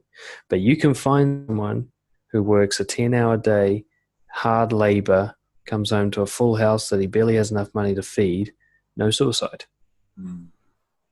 What's the difference? Somebody's got meaning in their life, the other one doesn't. I was watching a great video that I meant to share to BROJO of a guy who was a pretty high level, $200,000, $300,000 a year financial investor, doing really well at his job, enjoyed working at the market and so on, but somehow realized it didn't work for him, didn't align for him. Quit his job, sold his car, sold his house, moved in with his parents, took a job at the local grocery store, part-time, and does some barista work on the side. Happier than he's ever been. And the video was really fascinating because, went into the introspection. So how could you give all that up? Why?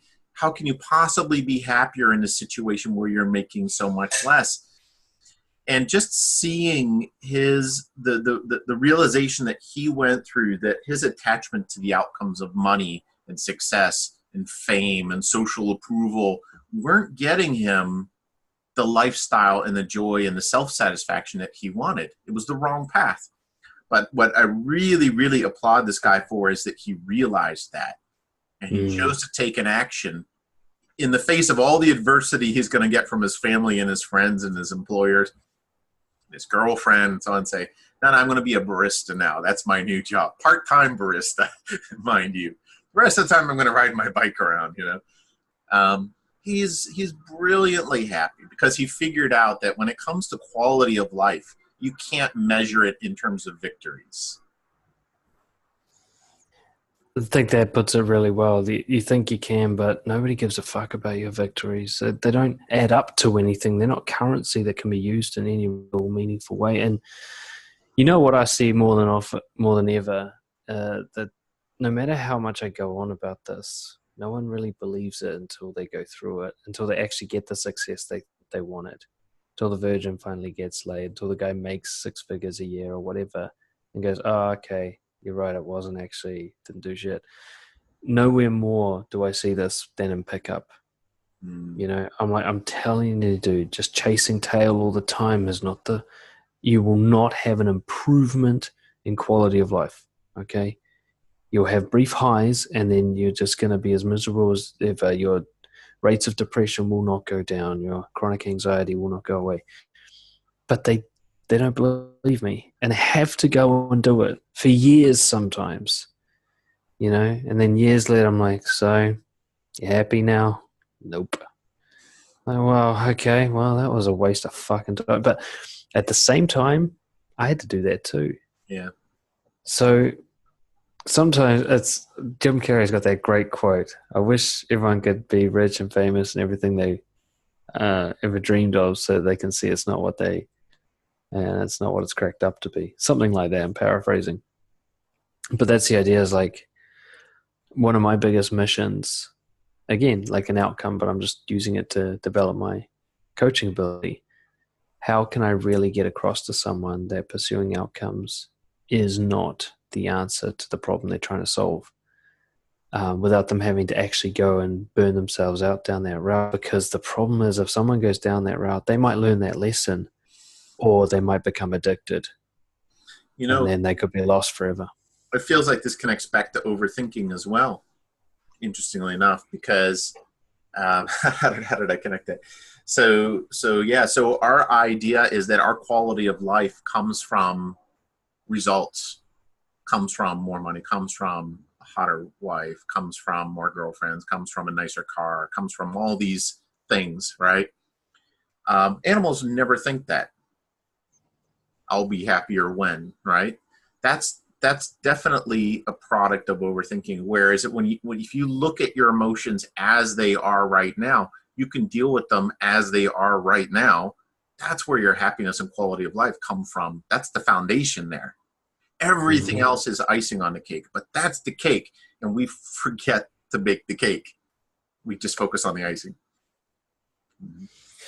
I strongly suspect that the people who are enjoying life the most, the most wisest kind of philosophical people out there, we've never heard of them because they have absolutely no desire to go public and be noticed, get attention. It's kind of like, I think, one of the great tragedies of the human race, those people who have really found their bliss, there's zero neediness to make that known. And so we'll never find out about probably like monks living in the hills somewhere, just meditating on a flower and just like loving every second of it, you know.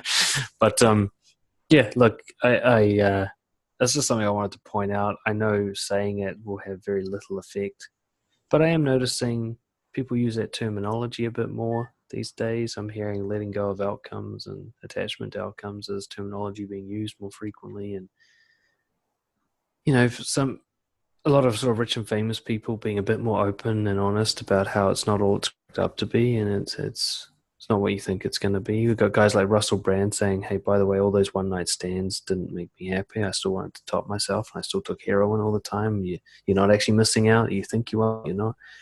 It's good that these messages are coming through. I don't know how believable they are to people who feel like they're the have-nots, you know. But I can say right now, you know, go ahead.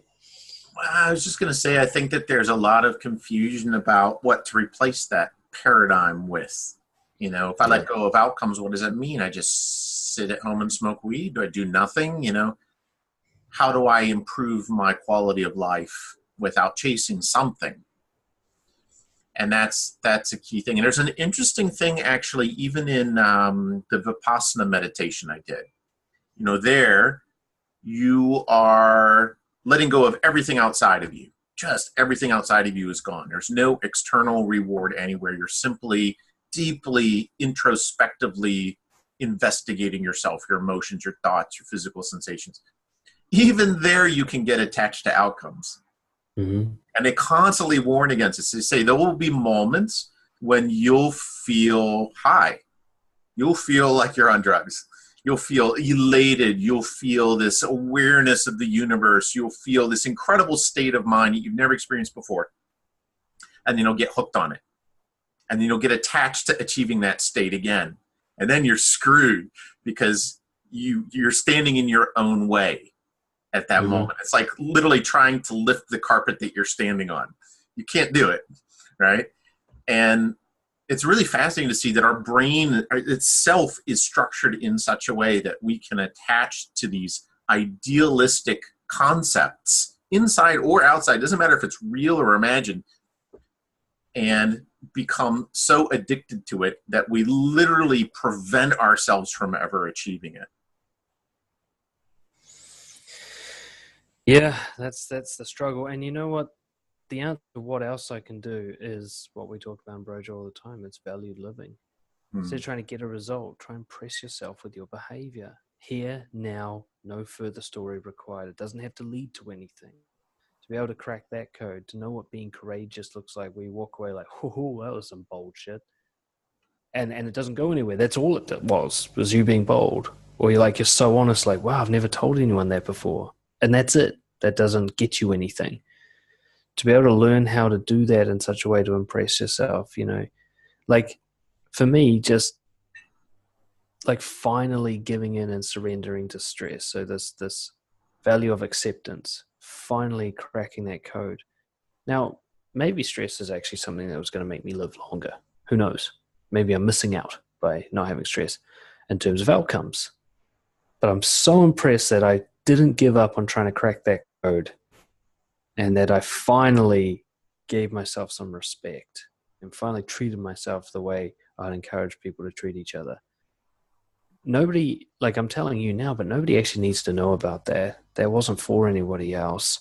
That doesn't need to be written down in the Guinness World Records of awesome behavior. I don't need a fucking certificate for it. You don't need to pay me for it.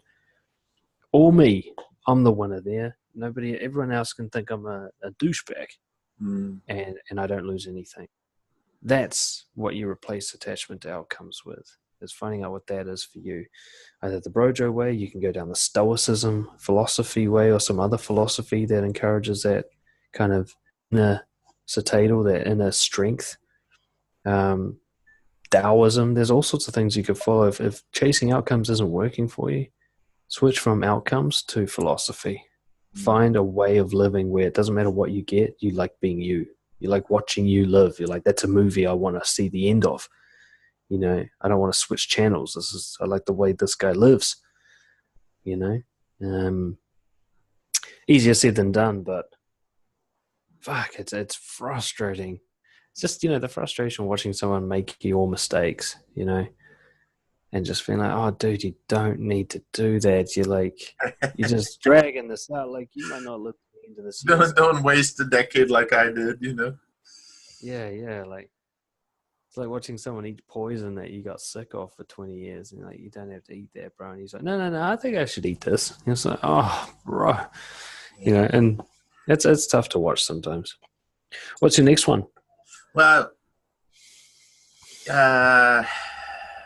yeah, I do have one more, and this is actually quite a big one for me as well. For 2018 was the realization that if I want to grow, so let me actually transition from what we were just talking about.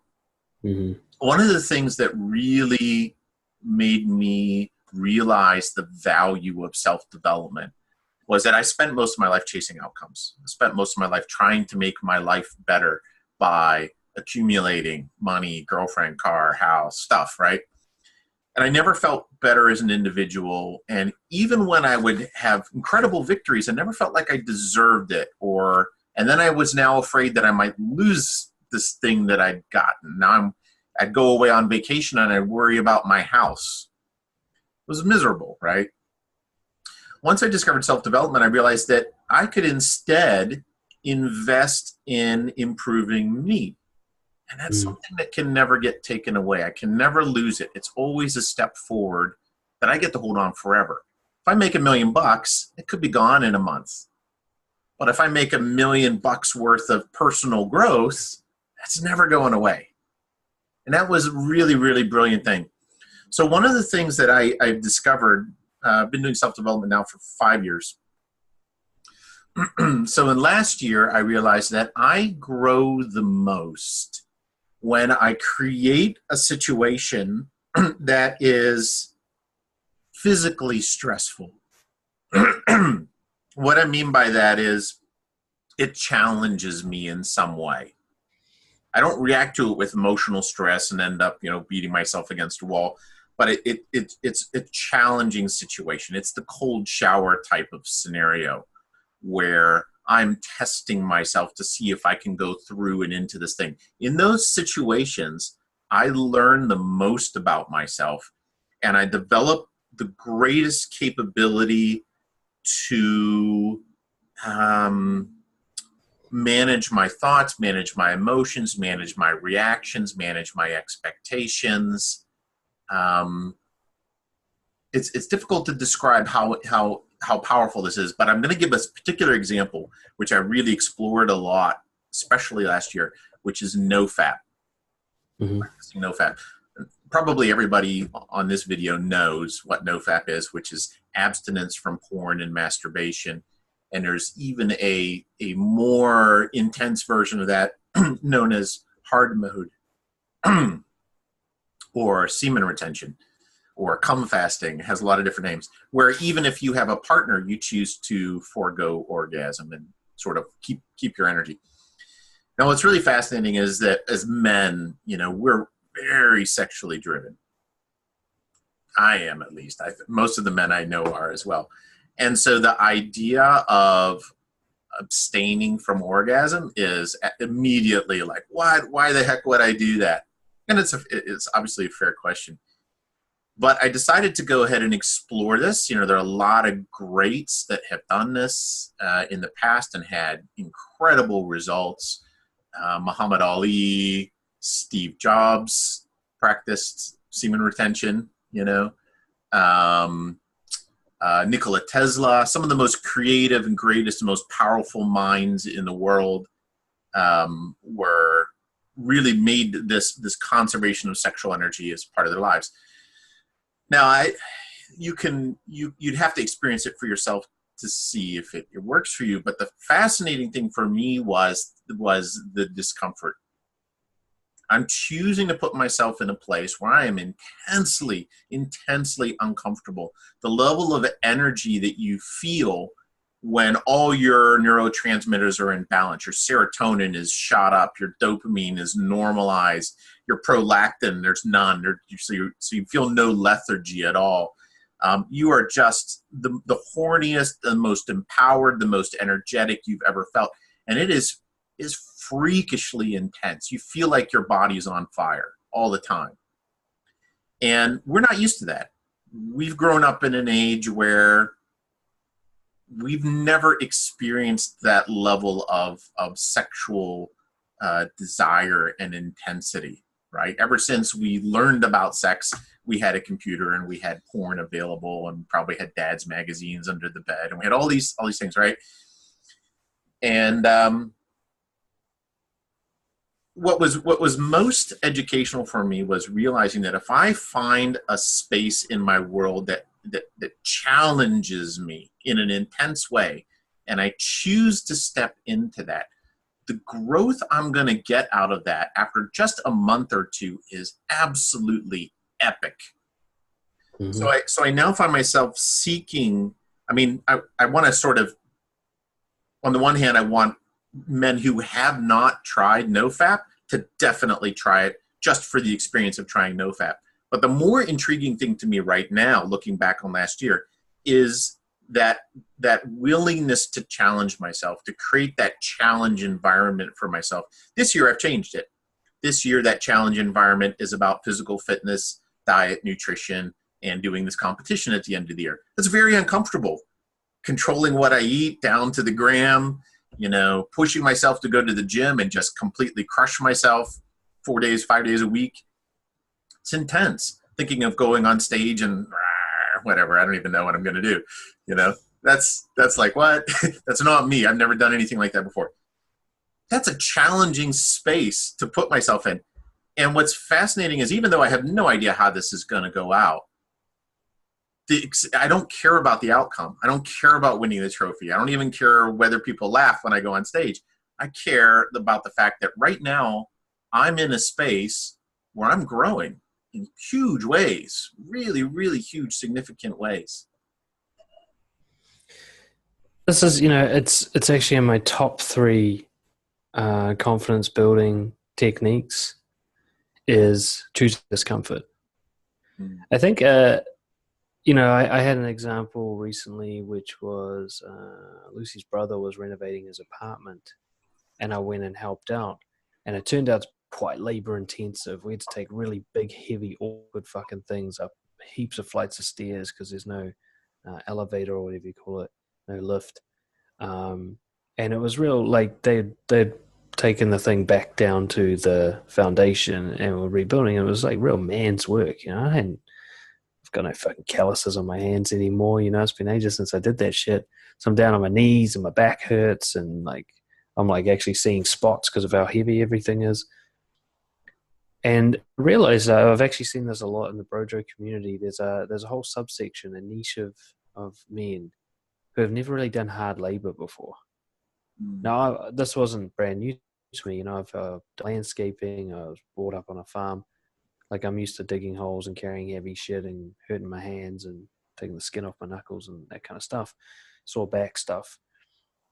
I hadn't appreciated how important it is to willingly put yourself through that for so many confidence-based reasons, from physical endurance through to mental toughness. And whether it's no fap, doing manual labor or intense physical exercise, challenging yourself through and learning something, education to challenge your mind, challenging yourself socially by doing awkward, uncomfortable things. There'll be something, somebody's attachment to outcomes is usually actually a pursuit of comfort. And like what you'll find in Stoicism and other philosophies, they're like, no, you're going in the wrong direction. Go the other way. Find the thing you don't want to do and go do that. And how beneficial that is. Now, if you do nothing but that, you have a miserable life, of course. But there are guys out there who've never got their hands dirty, and they're proud of that. Mm. So you shouldn't be. Go to the next building site you see and go, do you guys need some bricks moved around? You'll love yourself for it. If you're someone who just jacks off to porn 3 times a day, take a break from it. Just to have the discomfort of not having that comfort. If you're someone who has to drink to socialize, go night clubbing without a single sip. Mm. Not because it's going to do you any good in terms of like, okay, it will. You'll actually do way better socially, but because you won't like it. That's the only reason to do it. And after that, you'll be a tougher person. What I'm seeing these days is people are just so fucking fragile. Mm. They're so fragile, a little bit of discomfort, and they're crushed by it. We can see it in the culture of people getting offended. Words are crushing people now. We're down to sound. You don't even need to speak loudly to hurt them. Yeah. Yeah. I mean, that's brittle. Yeah. They've had so much comfort that they're now fragile. Discomfort is just about just the right amount of enduring pain so that you come out stronger in every sense of the word, physically, mentally, emotionally, in terms of your beliefs, in terms of your foundation of self. The cold shower is that symbol of that. I don't have to have a cold shower in the morning. It's so much more comfortable not to, and that's why I have a cold shower. You go, oh, fuck that. And now I'm a little bit tougher than I was yesterday. Do you notice these realizations that you're having affecting your coaching? Yeah, it's interesting. It kind of goes in 2 different directions at once. On one hand, my sympathy goes up. So I meet someone who hasn't had the benefit of these realizations simply because of, luck. I was taught all these things that I now know. But on the other hand, I get frustration. I'm like, sometimes I think with coaching, I get a little bit overwhelmed by how far behind humans are with the potential available to them. Mm. Like you see someone who's just got they're just doing everything wrong. They don't take good care of themselves. They don't know what their values are. They're pursuing outcomes that don't even make them happy. They don't fucking take care of their body. Their mind's gone to rot. They're surrounded by shitty friends. And you're like, what? You're like an average person these days. Like that's not a miserable, like, oh my God, make a documentary about this fucked up person. I'm like, that's like middle of the bell curve these days, that kind of life. So part of me despairs a little bit when I'm just like, phew, you said, you started self-development 5 years ago and you've got like a lifetime before that of building wisdom on the side sort of thing. My journey's, I don't know, I'd say about 10 years conscious. About 10 years consciously self-development. I'm like, it took me 10 years to undo like 25 years of damage. Mm. And sometimes I'm a bit like, whoa, some people have got a long fucking way to go. Like, I really feel for them. Like, they're just, man, they've got so much to work on. And on one hand, I know they can do that work. And for the other, I get that kind of sympathy, like, whoa, it's gonna hurt, brother. You got a long fucking path of like a gauntlet in front of you. I mean, you have to run it. You got yourself in this mess. It's time to get out. But I feel for you. It's gonna suck. Yeah. On the other hand, I'm also aware that every step they take forward, even though it's going to come with some pain, they're going to appreciate the results of that step. They'll be in a better, happier place, one step at a time. The thing I find most fascinating about the way it's impacted my coaching is the realization that, similarly, I've got these two realizations. One is that I feel for them. I want to be compassionate. I understand their pain and their space. On the other hand, I'm totally fine making them uncomfortable. Mm-hmm. Most of the time, I realize that I'm not going to be able to convince them or coddle them into a significant improvement in their life. It's going to take pain. It's going to hurt. It's going to be dragging them to the gym and saying, 200 press-ups, man, go. I'm going to shout at you until you get it done. It's that level of discomfort, which completely changed my thinking as a coach, is that my job, if someone wants their life to be improved, my job is not to make them feel good or even to like me. It's a really fascinating realization, is that I may well end up with someone, they're going to love me at the end, but they may also hate me because I represent this person who's challenged every single comfort zone they had, and that they needed that. They absolutely needed that. And it's the only way that I can be a good coach. That's difficult. And I realize that the analogy I like to use is a doctor. If a doctor was afraid to hurt someone in order to make them better, he's not going to be a very good doctor. He's not even going to be able to give a shot or pull out a splinter. That's a pretty useless doctor, That realization is very important if you want to be able to help people. Compassion doesn't always mean making people feel good. No, that's a really huge realization for a lot of people. And when you get into coaching, like what Rich Litvin calls fearless coaching, when she gets to this point, like if they have to hate me for me to help them, then that's where we're going to go. Mm-hmm. I remember learning that a little bit when I was working with criminal offenders. I'm like, they're not going to want to speak to me again, but their rate of reoffending is going to go down from this action, so I'm going to have to take it. But when I got to coaching, I'm like, I like these people, and they do good things even without me, so I kind of feel a bit hesitant to piss them off. And then I thought, every major change that I'm grateful that I've made came right after a big slap in the face of realization, a big painful wake the fuck up. It wasn't like a gentle, like, hold your hand, next step. It was somebody who went, here's some feedback, and I just went like, oh, that breaks my heart. Holy shit, I better do something about that. I mean, there's a way to do it where you can hold someone's hand and in the sense that, like, okay, this is going to sting. Are you ready? Here it comes. You don't have to, like, be mean about it, of course, but, anybody watching this who's wanting to improve their life, it's going to hurt. It kind of has to for some reason. I think partly because you can't appreciate something that feels good like you can getting through pain. And because you're going to, personal development, I really think of the Fight Club analogy. It's self-destruction, not self-improvement. The pain you feel is something that wasn't helpful for you being destroyed. A belief you had about the world ruined, and your brain goes, fuck, because I had a lot of stuff attached to that. I've had that. Like, I remember just biggest one for me was reading No More Mr. Nice Guy. I've had no more psychological pain than reading that book, where I was just like, from at the start of that book, I thought being nice was good. By the end of the book, I'm like, I'm a manipulative cunt. Like, in one book. And I had 25 years banked on being a nice guy, when I read that book. I had put my whole life into this mission to be nice. And one book had just wiped it for me. Irreversible damage. I could never go back to believing that being nice was good. And I was just like, wow, it's like being reborn, but with the actual pain of childbirth. Like, this really sucks. I'm like this new person in the world who doesn't know what the fuck he's doing or who he is anymore. Like I had to start over again. Are you kidding me? I got a career and everything. What the fuck am I going to do now? Absolutely best thing that ever happened. Yeah. Yeah.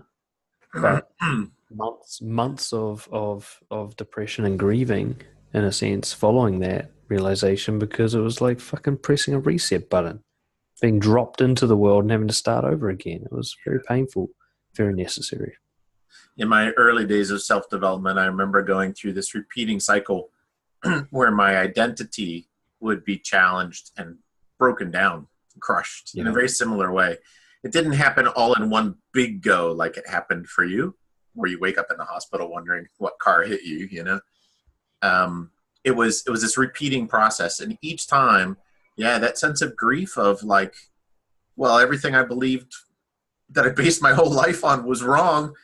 Now what? That finally finding yourself back at zero again.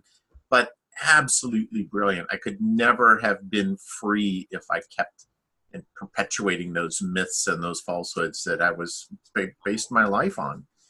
And I'm so glad I did it for all the pain. It reminds me of, if you've ever had a really intense sports massage because you've injured something, it's so painful. But then when you're done, you're like, oh, fuck, I needed that. I really needed that. Now I can actually go on with my life and walk again. Yeah, I think of it like getting a tattoo. It hurts way more than you thought it would and takes 10 times longer than you thought it would as well. So by the end of it, like, oh my God, why won't this end? But yeah, that's just the price of it. I see some guys, they're just not willing to pay that price and they just cling to something. And as life goes on, they have to cling extra hard because lots of conflicting evidence is being presented to them over time. They're starting to see it doesn't work to think that way. It doesn't feel good to live that way. But they just cling to it because they're so scared of that change. And they're not actually wrong to be scared of that change. I never want to give the impression like, oh, the grass is greener. Because actually getting over the fence to that greener grass is fucking awful. That fence is made of like electrified rusty wire. Yeah. And it'll hurt actually even more than you're afraid it's going to. But the rewards are better than you think they are. And it won't hurt as much as you staying the same. Yeah. It just will hurt quick and sharp. Yeah. But you staying the same is just a descent into pure hell, We've seen that in BROJO a few times, especially, older guys who have created a whole life on false beliefs. And when they have to restructure that, plus with a really concreted, cognitive kind of sealed up brain, what a fucking nightmare it is for them, But that's not a reason not to. Catch it now. Whatever time you catch it and can change it is soon enough. Don't leave it another second. But yeah, it's that as a coach, it's the one step we cannot help them with. Really, they have to want to. They have to be willing to go through whatever it takes to get to the other side of that fence. Then we can help them. But if they're like, "Nah, I don't want to do the fence thing," well, stay in hell then, because those are your options: fence or hell. Slow death or the quick, sharp rehab. Yeah, which is also kind of like a death, but you get to live afterwards. Should we wrap it up there, bro? Yeah, good reflection, man. I really enjoy these. It helps me. I do my annual reflection at the start of each year and look back on what were the big changes I made, what were the big impacts on my life, what are the big lessons that I learned. And comparing my notes to yours always gives me some added clarity on that whole process. I really enjoy it. Yeah. It's always good to bounce them back and forth like this. It's interesting how we often arrive at similar conclusions from different paths. Exactly. Yeah. Of course, we're talking all the time, so that's not a huge surprise, I guess. Awesome. Talk to you soon. Sweet, Brian. All right, man. Catch you later.